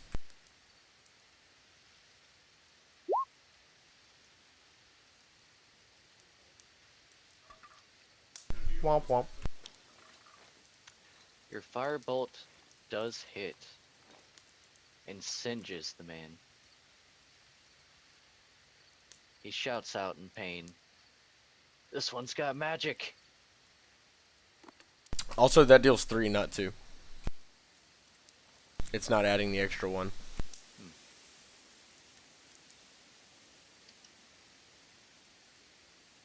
I'm not sure how to make it do that. Oh, wait, I see. Equations plus 1. Okay, I got it. Never mind. I got it. Sorry about that. Use my numpad. Set off my soundboard. But yeah. Okay, that's the end of my turn. Also, yes, Dominicus shakes a paw at the person and says, "You'll never get our money."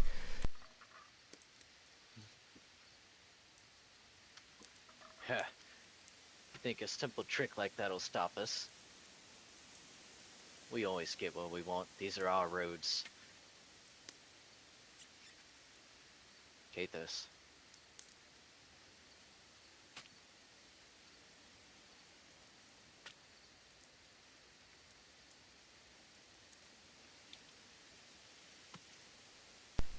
Alright, Kathos is gonna swagger on up to the bandit. Is it a bandit?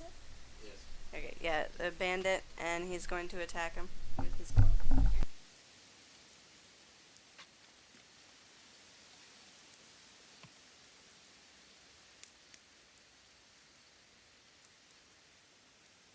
Frickin' boom. Just boom. She whoop. Whew. He's a fire in his laser. Whew.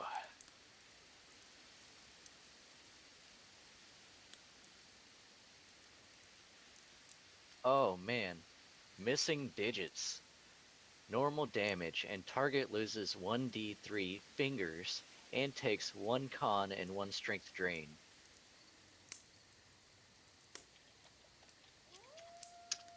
Ah!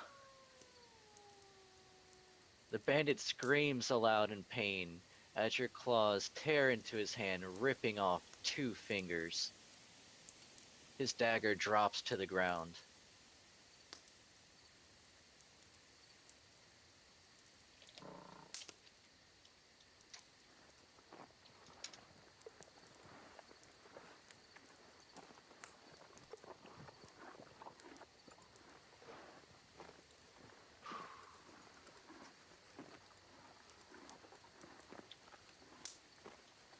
Let me get them digits, girl.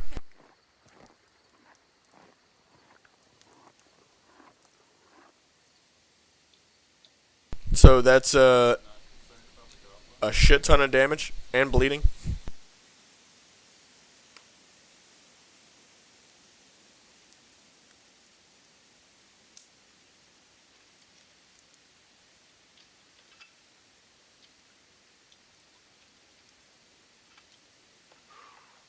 What a way to start. I love eviscerating fingers. Blood is pouring down his hand, and he is screaming for dear life.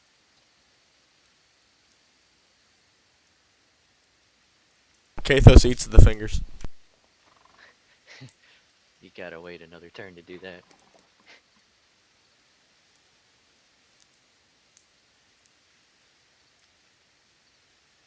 The goblin, too excited by the sight of blood,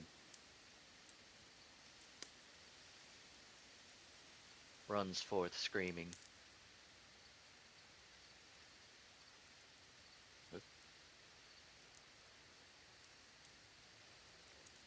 It comes up behind one of the men.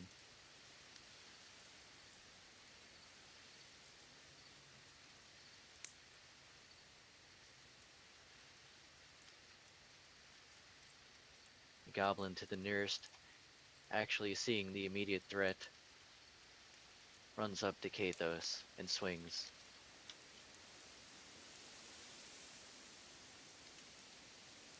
Oh. Does not confirm. Look at all of these beautiful, beautiful crits. It's critastic. And deals It's 4 recurculous. damage to Kathos as he hits Kathos in the side with his dog slicer.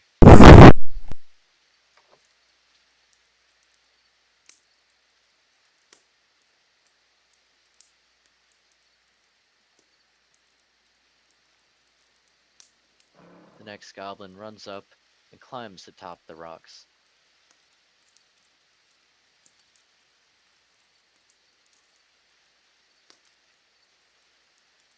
So it just climbed up that rock to attack Kathos?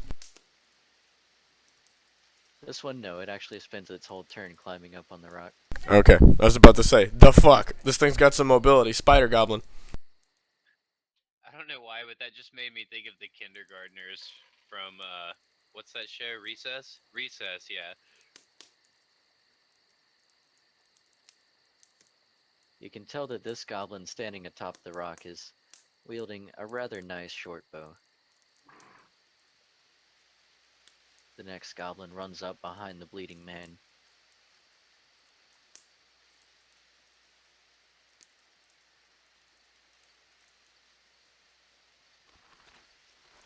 Followed by another goblin.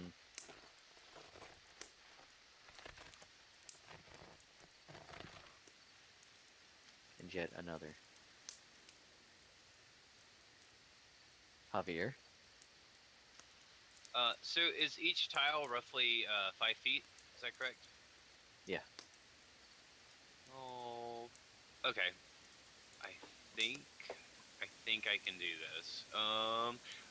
Javier is going to prance forward and say, hang on, I need to check that real quick. Ah, fuck, I can't. I don't. Ah, god damn it, I'm stupid. I'm just gonna move like right here, and apparently can't use the movement functions very well. So I'm gonna cast sleep right there, and hopefully hit this goblin as well as all the rest of them. But I think right here we'll get that. I could be wrong though. Yep. It will hit all goblins. Okay, so I'm gonna cast sleep, and it's what is it? 10 plus 1 plus my caster level, which is 4, plus my charisma modifier, which is 5. So it's 20. 20. Hang on, I'll tell you. Wisdom for 20 to save. We're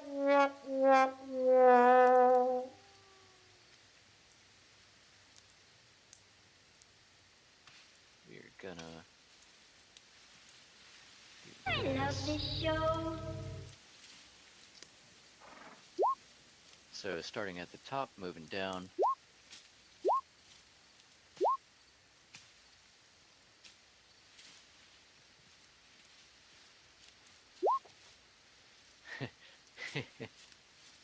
You're gonna get like testicle rot from the goblins. Doesn't mean I won't do it. Dominicus is totally not casting Cure Disease on you.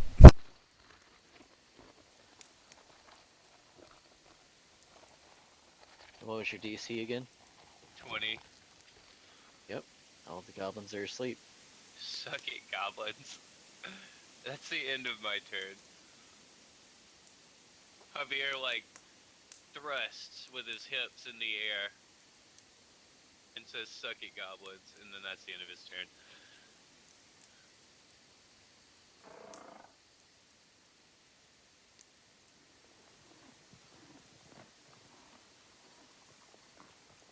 Alright.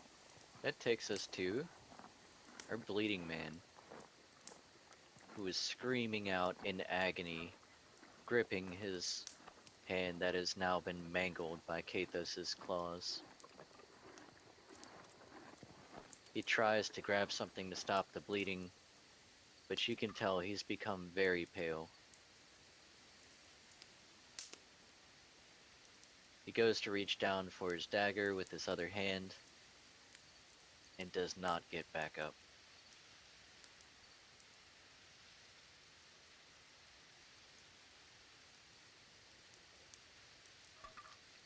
He falls to the ground, clutching the dagger in the dirt, and bleeds out.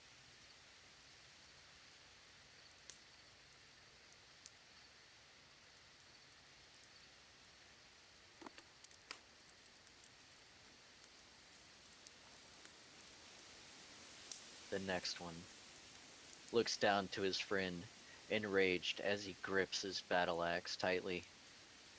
You'll never get away with this. I believe you have it mistaken. You'll be the one who won't be getting away at all.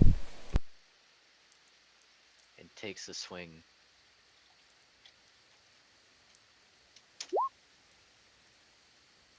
And misses completely. It's only a game. Why you have to Kyrie. be mad?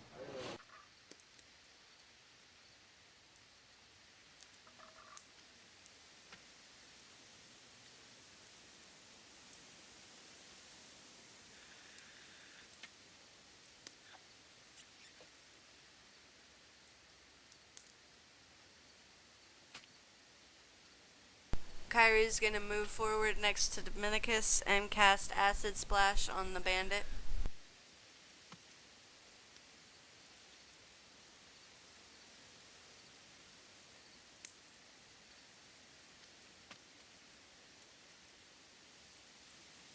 lands and burns the man with acid.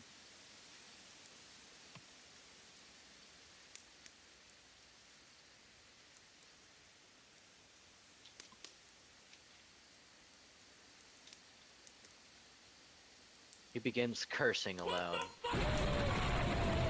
Damn all of you, you damn swine. Come in here, you kill my mate. You don't pay your tithe.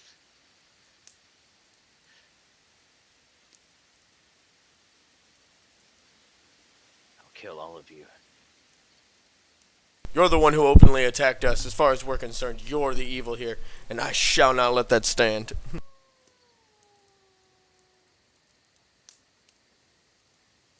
Dominicus, don't let it stand.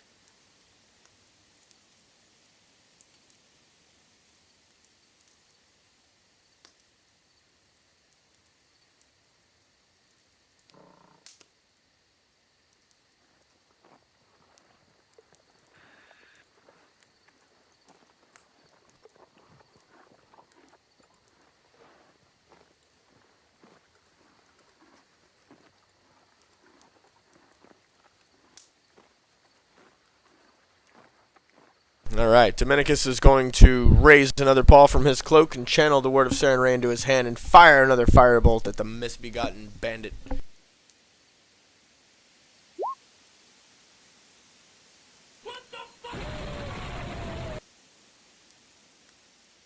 Damn.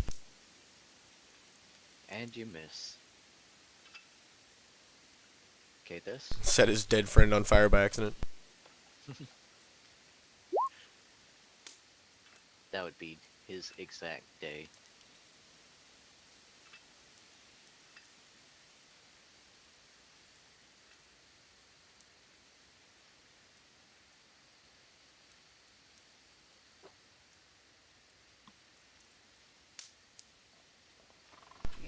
Katha's gonna take a step back and he's going to attack the goblin.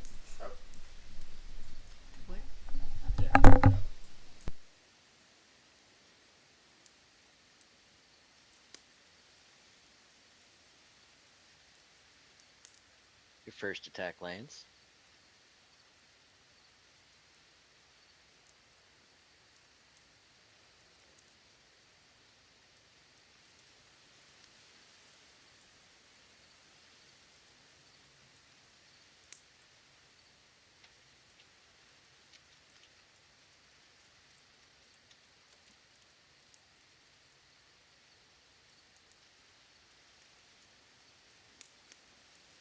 Alright, asleep. Asleep. Not asleep. The goblin continues his onslaught. One would even call it that.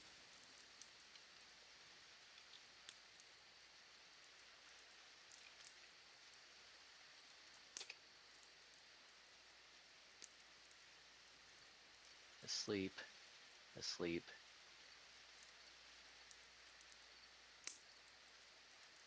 As this goblin steps forward and takes a swing at Javier. The malnourished goblins can't even bring themselves to swing and hit anything. Oh my. What did it swing?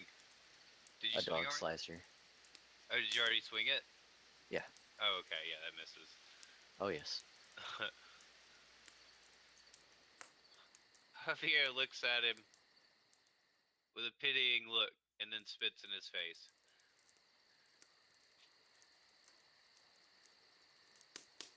Or just in his general direction. I don't feel like rolling an attack to actually hit him in the face. No, Say- you roll that touch attack to spit in his face. Okay. Yeah, give me alright, that touch fuck it. attack. Alright, fuck it. Where is it? Hang on, let me find it. We won't count it as your actual attack, but if you miss, then you don't get to spit on him. Okay. Gotta see it. Let me see that critical spit. Incoming. Right in the eye. Is he blinded? Just right in the mouth. Oh, you rolled a 4. Critical failure. You spit on your own foot. You, I spit you my go own- to the you go wind- to Hakalugi to spit at the goblin, but end up choking on You choke on it. this round. Shoots out your nose. You are indeed too busy choking to sing. Good thing I've got my harp because I'm gonna use weird vibrations at this point on my turn. Where's my song? Oh, here it is. Wasted away again in Margaritaville. Searching for my lost shaker soul. Don't you mean? Come here, hey. Just choking on Loogie. No, it's my own damn. That's all. I'm gonna take the +2 to natural armor for myself.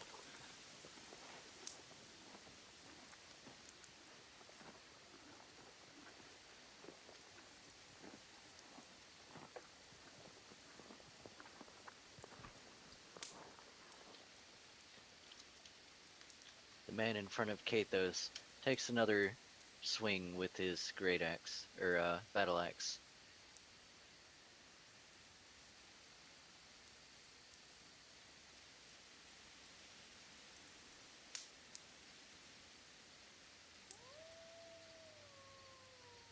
Which misses. Leading us to Kyrie.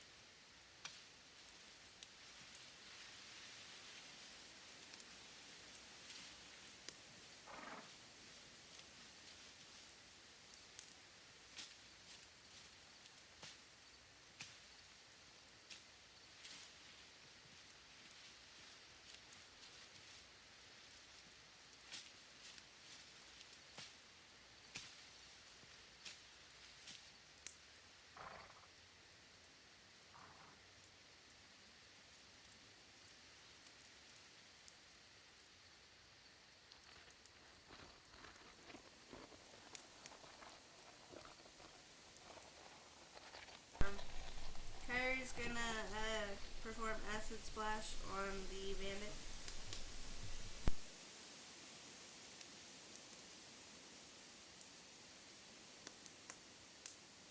Hits again. Them damage rolls, though. Love that max damage. Yeah, twice in a row. And the +1 from the feats.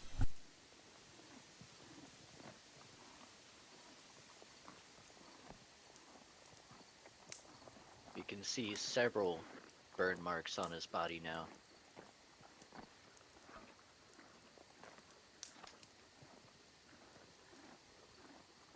Dominicus.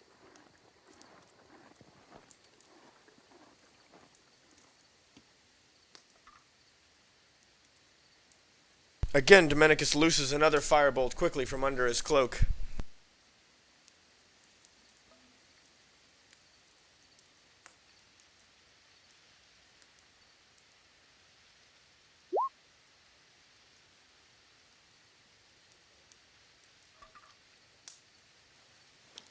However, the goblin is a bit smaller than the man, and you can't quite get your aim right as it launches right over his head. Blasted. Kethus.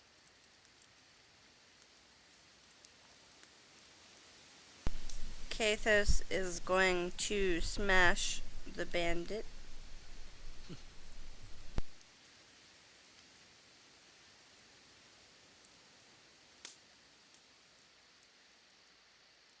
Alright, both land and Kathos.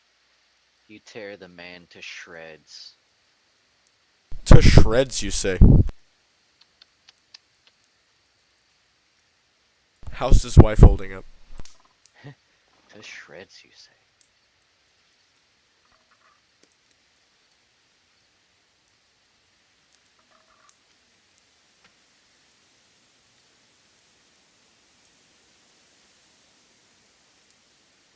Alright, we have sleep, sleep, not sleep.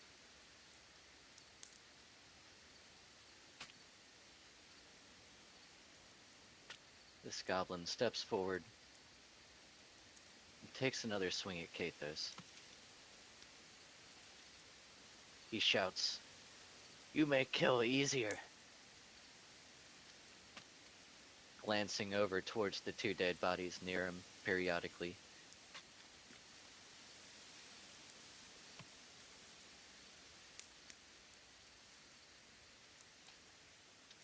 This one hacks away at Javier's legs. That misses. Javier. Javier is going to take a step back. Maybe 2 steps back. And he is going to... He's going to cast Biting Wind on this goblin right here. And I think I have to roll a ranged touch attack for that. Oh shit, no wait, hey, sorry, I'm not going to do that. I'm actually going to cast...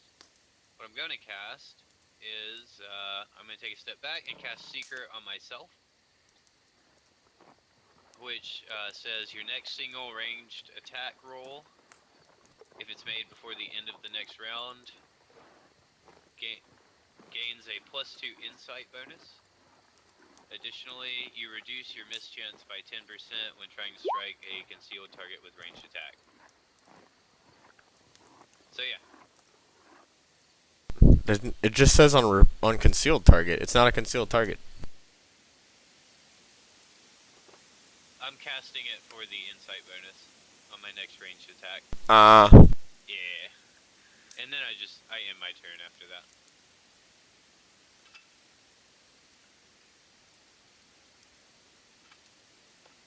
Alright. Bandit is dead. Kyrie.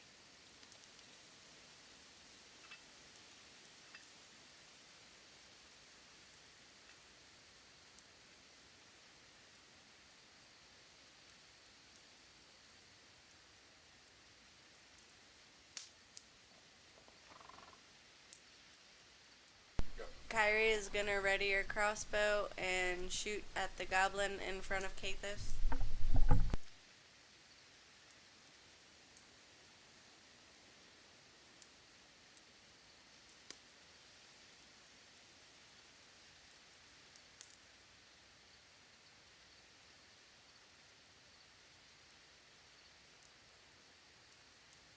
Alright.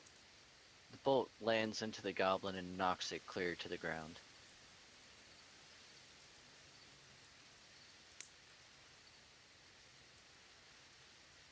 He's now lying motionless on the ground with a bolt in the side of his face. Bum, bum, bum, bum, bum, bum, bum, bum. Not a great day for him. Boom! Headshot! Boom! Headshot!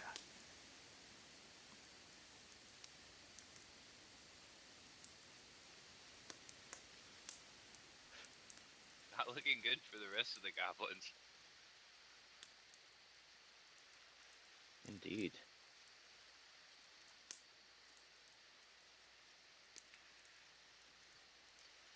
Alright. Dominicus raises his hand, paw into the air in the name of Sarenrae and channels holy energy into himself and cures all allies in the area.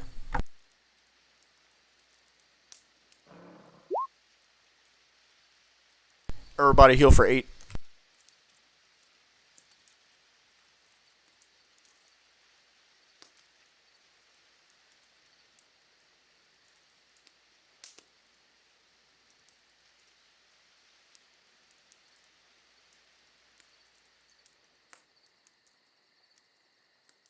Okay, that takes us to Kathos.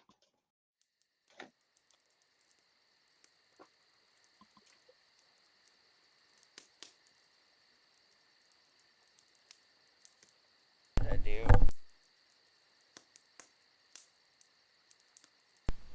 Kathos is gonna walk over to the goblin in front of the bushes and attack him with his claws.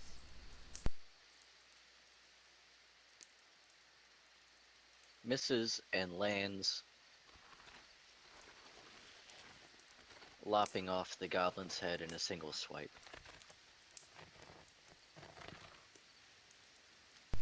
Fountain.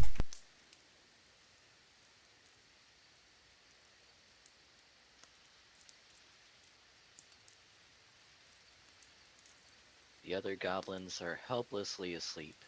Combat drops. Begin the coup de grace. Yeah, Javier pulls out a dagger that he has and stabs one of them in the eye. Yep. Dominicus takes off heads in the name of Sarenrae with a scimitar and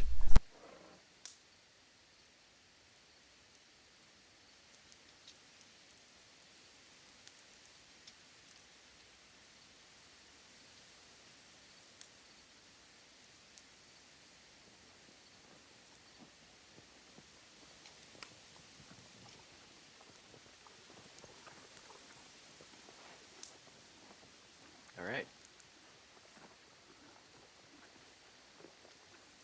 You are left, standing there, near a pile of dead goblin bodies and bandits. loot A corpses. campsite to the north. Looting. Right. On each of the goblins, you find a tattered, small, studded leather armor set, and dog slicers on each one, as well as a masterwork short bow on the one up on the rock, and 20 arrows. On each of the men, you find a masterwork chain shirt. You find a battle axe. You find a masterwork dagger.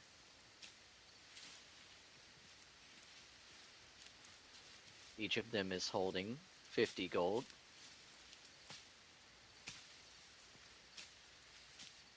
And the one with the dagger also has a buckler. Javier asks if he can have the buckler. Hey, I could potentially use that. Might I have it? Dominicus looks longingly at the buckler and then back at the bard, then the buckler, then the bard, then the buckler, then the bard, and slowly hands it to the bard. Thank you, sir. Is it just a normal buckler? Yes. Oh, okay, never mind. You can keep it.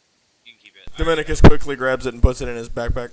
Yeah, I apologize. I already have a buckler, actually. I just usually don't use it.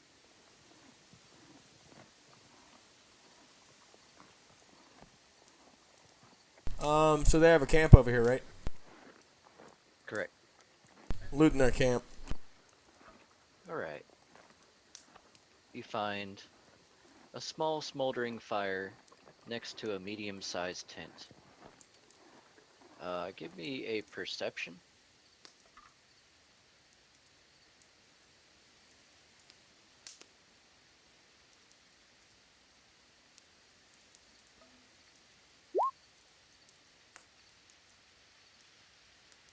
Alright, Dominicus. You search very thoroughly through the tent. You find a small sack. Inside of it holds a potion of cure moderate wounds.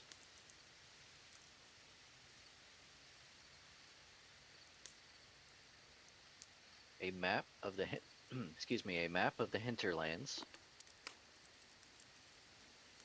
A smaller coin purse with 200 gold pieces inside. You also find a bloody cloth, and it seems to have something wrapped inside of it. Oh, it's a tampon. Next to the bag, you find 2 bedrolls, 50 foot of hempen rope, and 2 fishing poles with hooks. You also find 4 rations. Trail rations. Javier asks for the rope. If he can have the rope. I give him 25 feet. Sweet.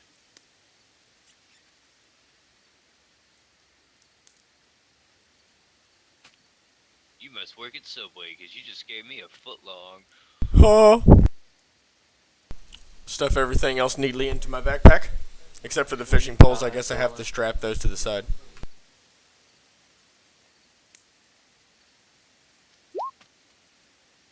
$25 footlong.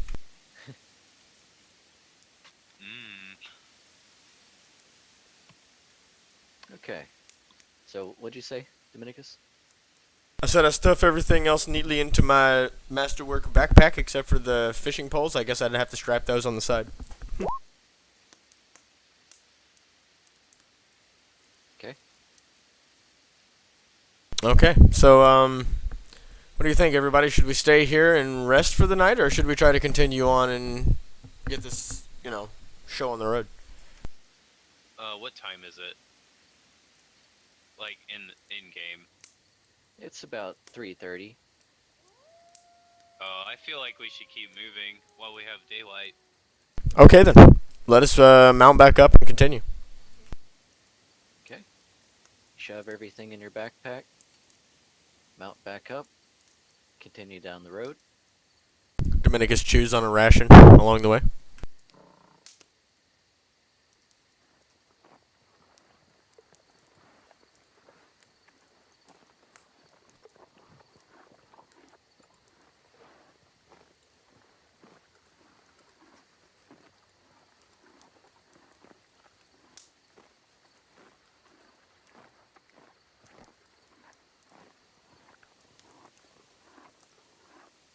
Alright, you continue your journey.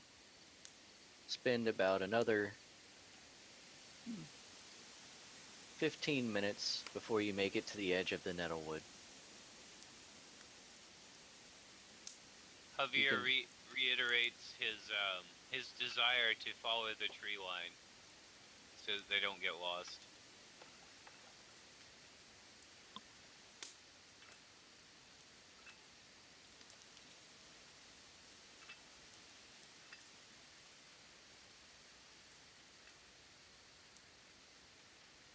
So just to clarify, like, he wants to go like north, like, since we can't walk outside of the forest, he wants to stay just inside of the tree line on the cliffs and follow that.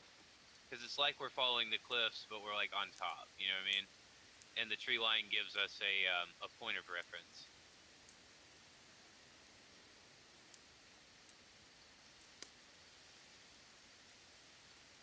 Yeah, we should be able to make it through there.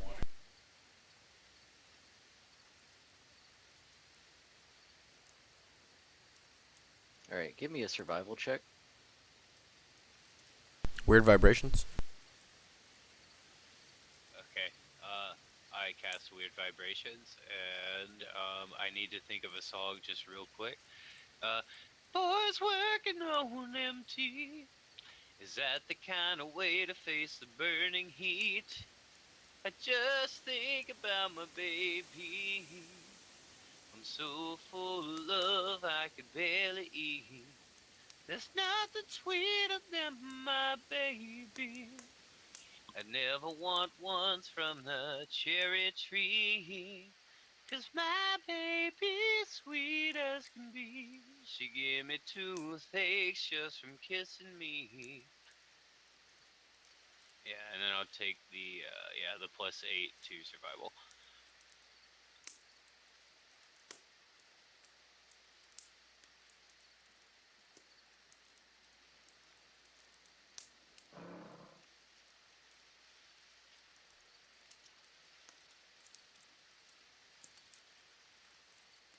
How do I have a +8 and roll a 6? That's all I want to know. Like how do I get a +8 and roll a 6? Because it didn't apply the +8, but yeah. Okay, so 14, I guess. Pick related. What's that? Pick related. What does that mean? Click the link. There's no pick.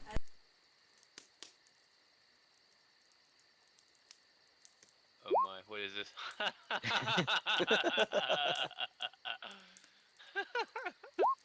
That's awesome. Yeah. Alright, Javier. You do actually manage to find a path along the edge that makes a semi-clear route along the Nettlewood. It's not the best path, but it'll do. Did you know I'm also an Eagle Scout? Call. Nice to try. That's not true. I'm not an Eagle Scout. But Javier might as well be.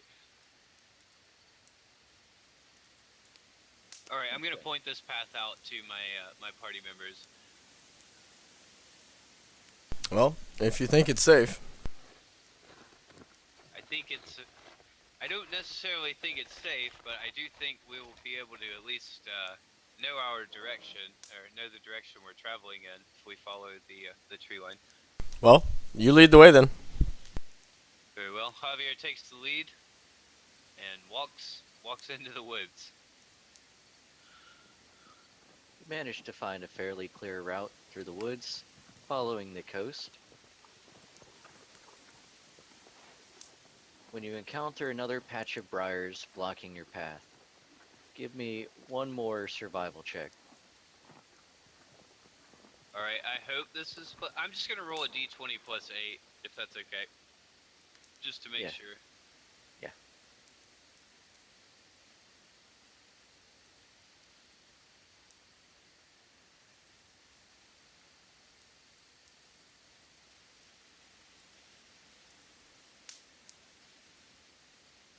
All right. Hit me. You stop at the briars, look around down to the ocean below, and then back into the woods. Before something spots your eye, there's a log overturned blocking the briars. You can see a clear-cut path behind it. You manage to follow the path.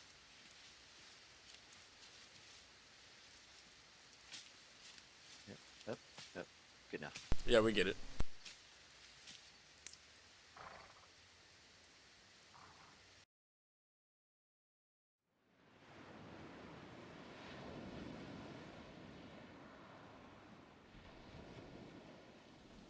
And it leads you to a very thick, high patch of briars and branches.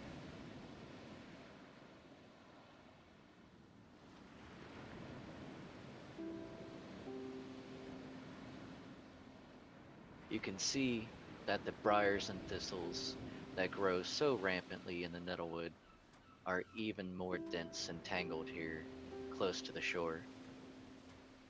Although not quite dense enough to block the sound of the waves crashing on the unseen shores to the west, the undergrowth is certainly thick enough to block sight and access to the coast. Few trees grow this close to the edge of the sea, but the briars themselves often reach heights to rival them. Here, the patch is nearly 20 feet high.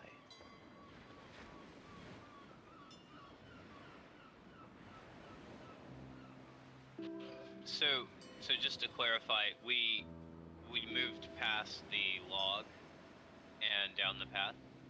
Yes, Okay. and that has brought you to a very high patch of briars.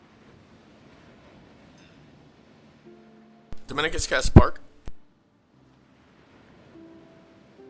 Where are you casting? On the giant patch of briars. Where at? Near the base. Ping it. Well, like, where's the giant patch of briars? You ping that. Can you see all of the green? Oh, all of that right there? That is all briars, 20 feet high. And we're supposed to get through that.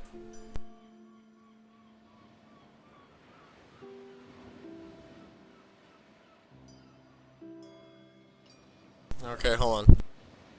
If anybody else has any ideas. Could we both cast Spark? Because I also have that spell. Would that, like, help or anything? Yeah, I'm not casting Spark yet. I don't want to set the entire island on fire. Fair enough.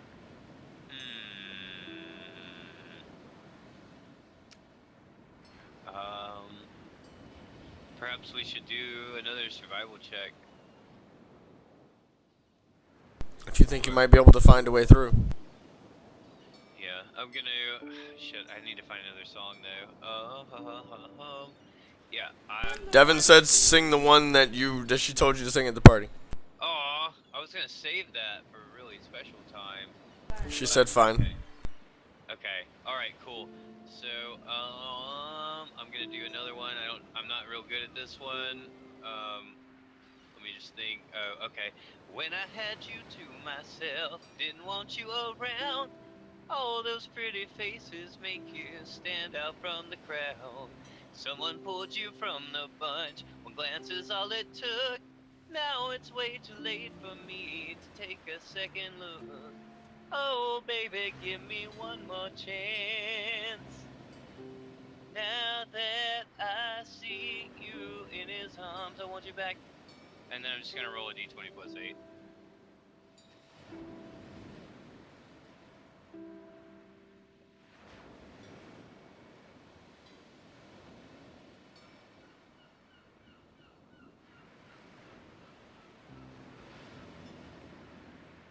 Alright. You can Die see gods are with me. many goblin footprints leading up this way. You also see something that doesn't quite look like a goblin footprint. Looks like something much larger has been drugged through the area. Something's been drugged through. Is it going the same direction as the goblin footprints? Yes, they all lead this way. Okay, alright. I'm gonna move over to this and I'm going to look back at my party members and say this seems to be a trail perhaps to the goblin village. I see a lot of, and I point out all the goblin footprints. And the large thing, say it also looks like they have something large that they were bringing through here recently. Well, how do we get through there? Right here, you notice that the patch of thorns and brambles kind of break off into a bunch of loose sticks, about 4 feet high. You notice that you could probably push aside the sticks and branches and make your way through. Javier's going to say, but before we venture on, perhaps we should rest. We did battle those others earlier, and we seem to be close to the goblin village. So, I want us to be at our... Perhaps it'd be better for the moment to find a nice secluded spot and make camp for the night. I mean, I suppose we should.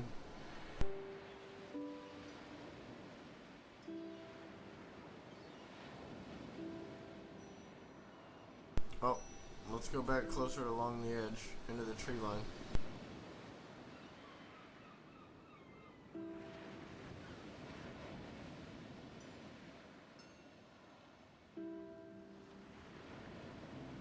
Okay, so I guess we'll, take an hour, gathering any supplies from nearby that we need, like, twigs and stuff, sticks and shit. Laying out bedrolls, setting up camp. Okay. Dominicus passes out some rations to everybody.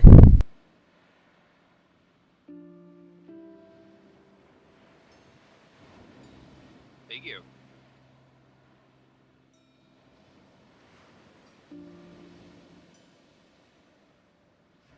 By now it's starting to get pretty late in the afternoon. The sun is starting to set as it reaches about 7 o'clock. You manage to have gathered enough to make a small campsite from the few usable items around. But periodically, you hear a howl coming from the west towards the shore. Okay, well, we're gonna go ahead and finish setting up, get our food in us, read my book for a little bit, and then I'm gonna lay down. Javier's going to recommend that they don't make a fire, considering how close they are to the potentially to the goblin village because of all the footprints and whatnot.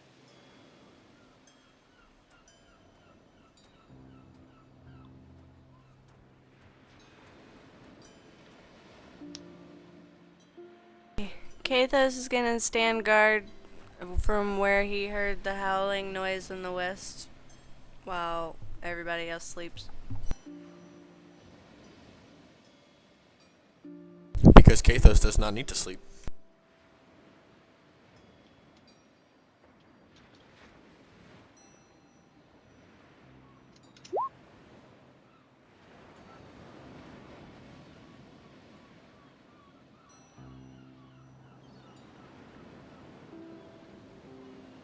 Surprisingly, the night continues without event. You do hear some chanting from within the briars behind you, but it does not seem as if anyone is aware that you are there. Dawn breaks the next morning.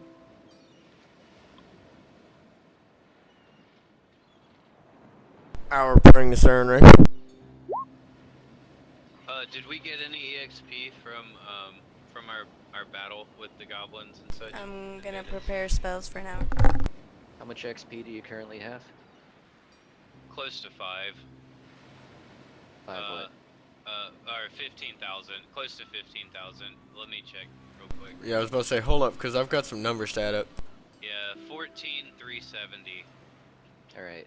In that case, no, not yet. Okay. Cool.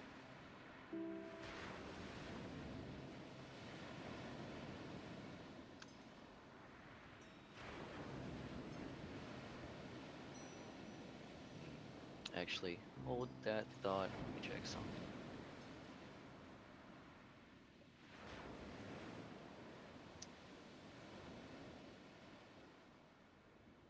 Tell you what, go ahead and add 500.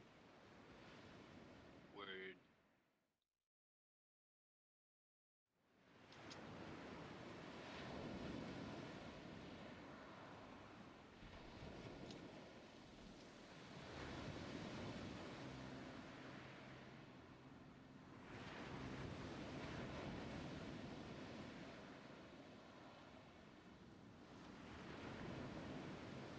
Alright.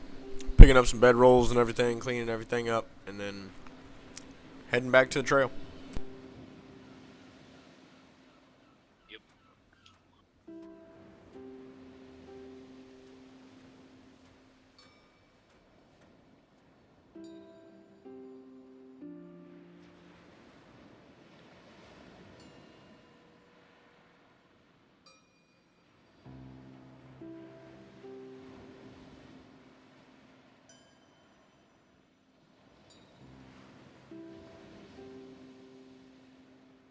Alright. So, you come across the same set of branches as before.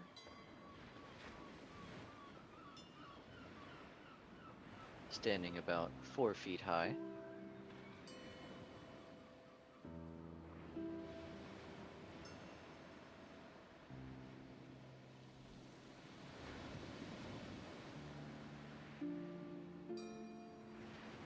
Alright, Dominicus raises his shield in front of him and uses his once per day ability for being an Asmar and casts Daylight on the shield.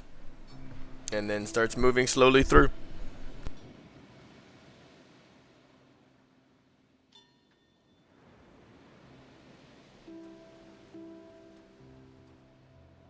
You make your way into the thistle tunnels. Through the 4-foot high tunnel that winds through dense briars and nettles. The floor is hard-packed earth, with patches of weary plants growing stubbornly here and there. Anyone who is going through that is medium size will have to crouch down fairly low and will be considered pressed or squeezing while walking through these branches.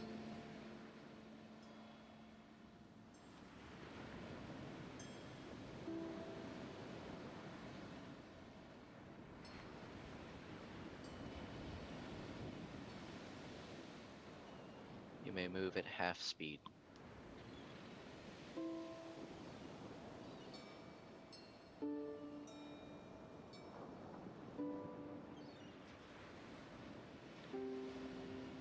Slowly making our way through.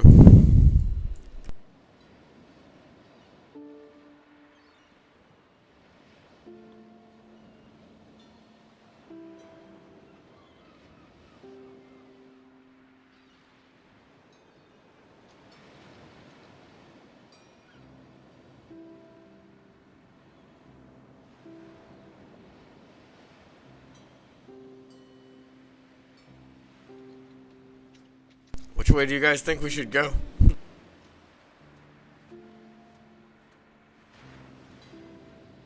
Left.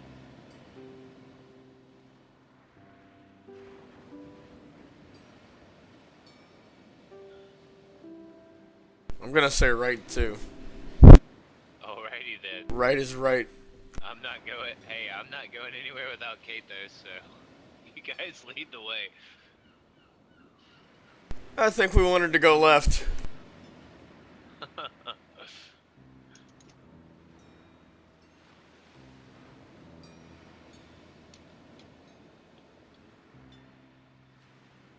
Suddenly, a howl emits from the west.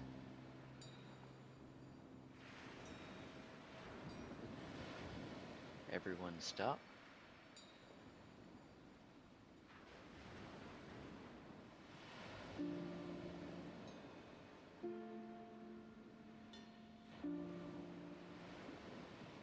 And roll that sweet, sweet initiative.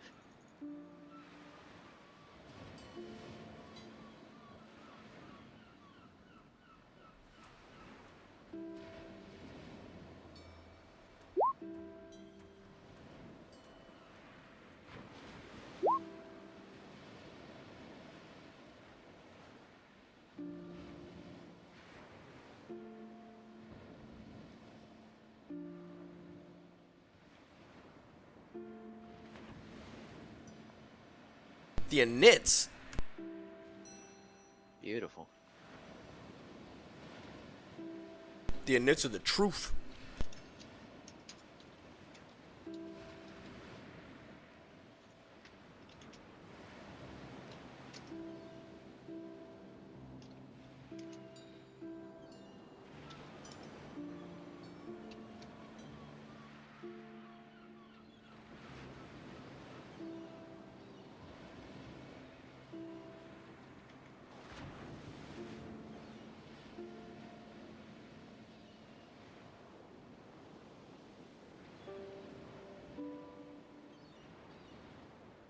Kathos, Why isn't Kyrie on the initiatives?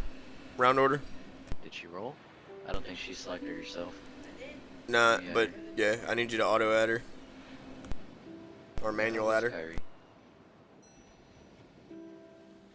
Yeah, it's on, you know, the tablet. We finally have a little pen for it, though. Where the hell did she go? Oh yeah, she's gone.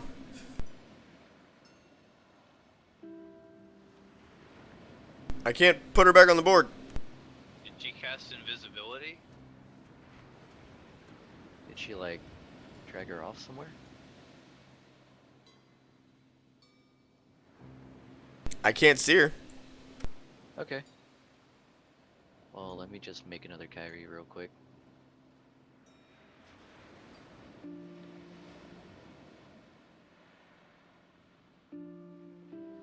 Yeah, I thought you could just like drag and drop her token from the bar, but I can't. Yeah, it's a pain in the ass to make one.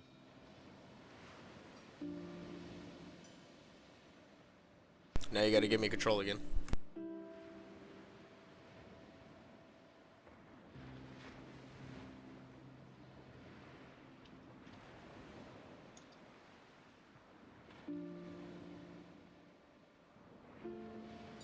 Here we go.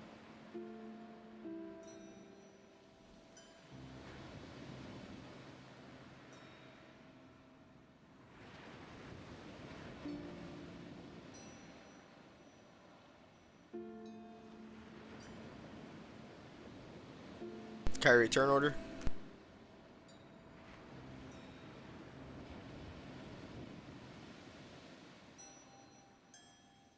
Yes.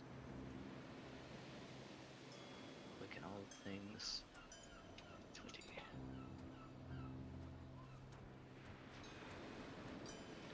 Actually, 20.01.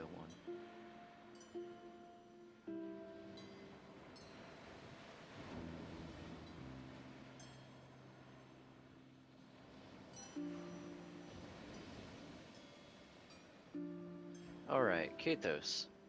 Up ahead.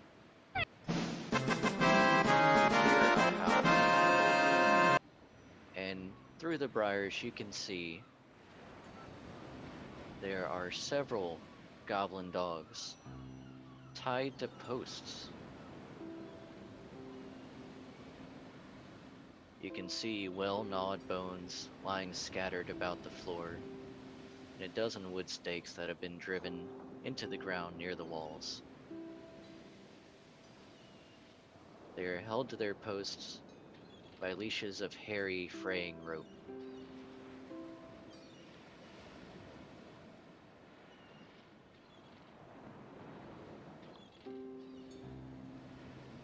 That leads us to Kathos.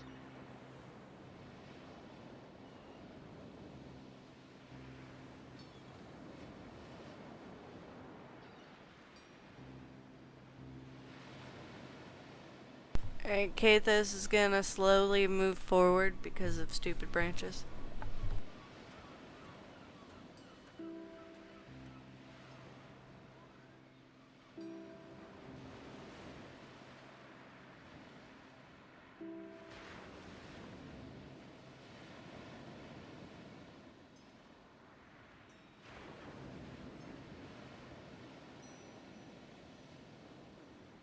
Also, that's the end of his turn. Okay. No, not good enough. It's better battle music. That leads us to Dominicus.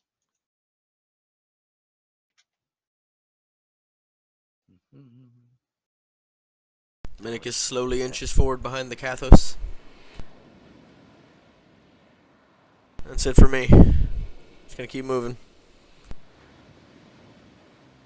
Kyrie.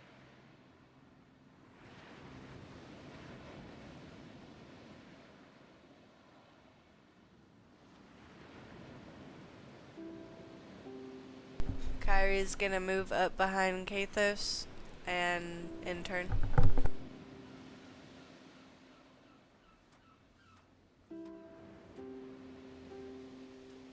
Javier. Javier's going to move forward, cast Weird Vibrations, and so he pulls out his harp, strums it, and says, "Holy diver, you've been down too long in the midnight sea. Oh, what's becoming of me? Ride the tiger, you can see his stripes, but you know he's clean. Oh, don't you see what I mean?" And then that's his Weird Vibrations cast. And I'm gonna take the +2 to AC. As do Dominicus and Carrie. That's the end of my turn.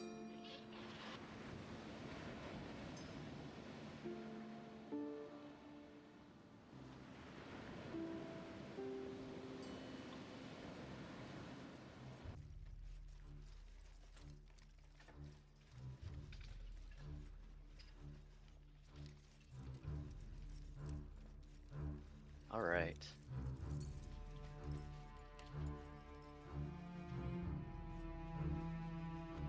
The first goblin dog begins gnawing at his rope madly.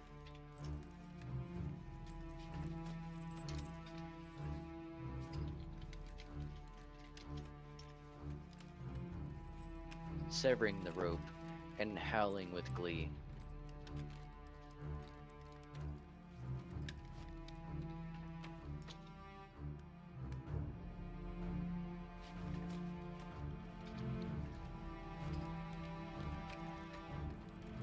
The next goblin dog does the same.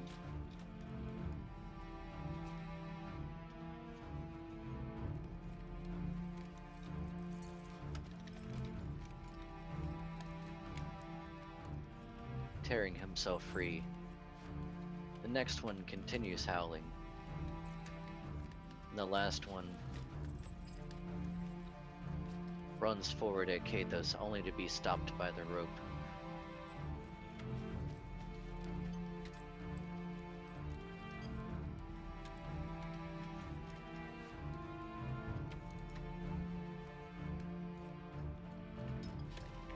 You can tell that the stake behind that dog is starting to loosen from the ground.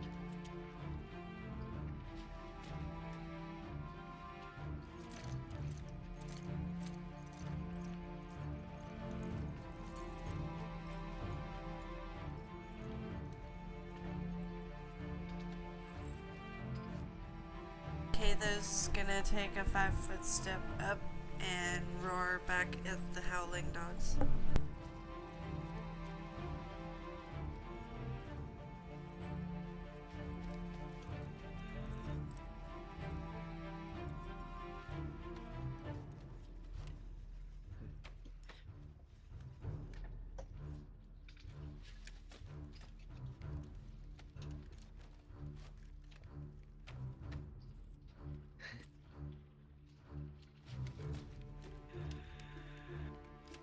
Dominicus is going to step forward and slide a paw out from under his cloak and tap Kathos on the back, giving him guidance.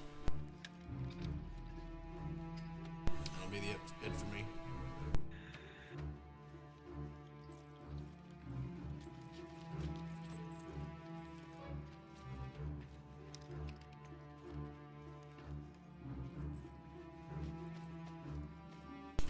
Okay, Kyrie's gonna move up forward and then cast Snowball at the dog in front.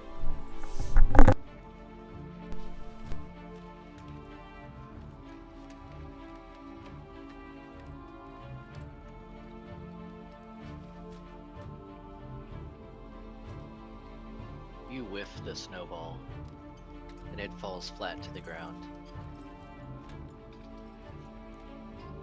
Javier? Javier is going to move forward just right here, and he's going to cast Seeker on himself, giving him a +2 to his next range attack bonus, or range attack roll. And then in my turn,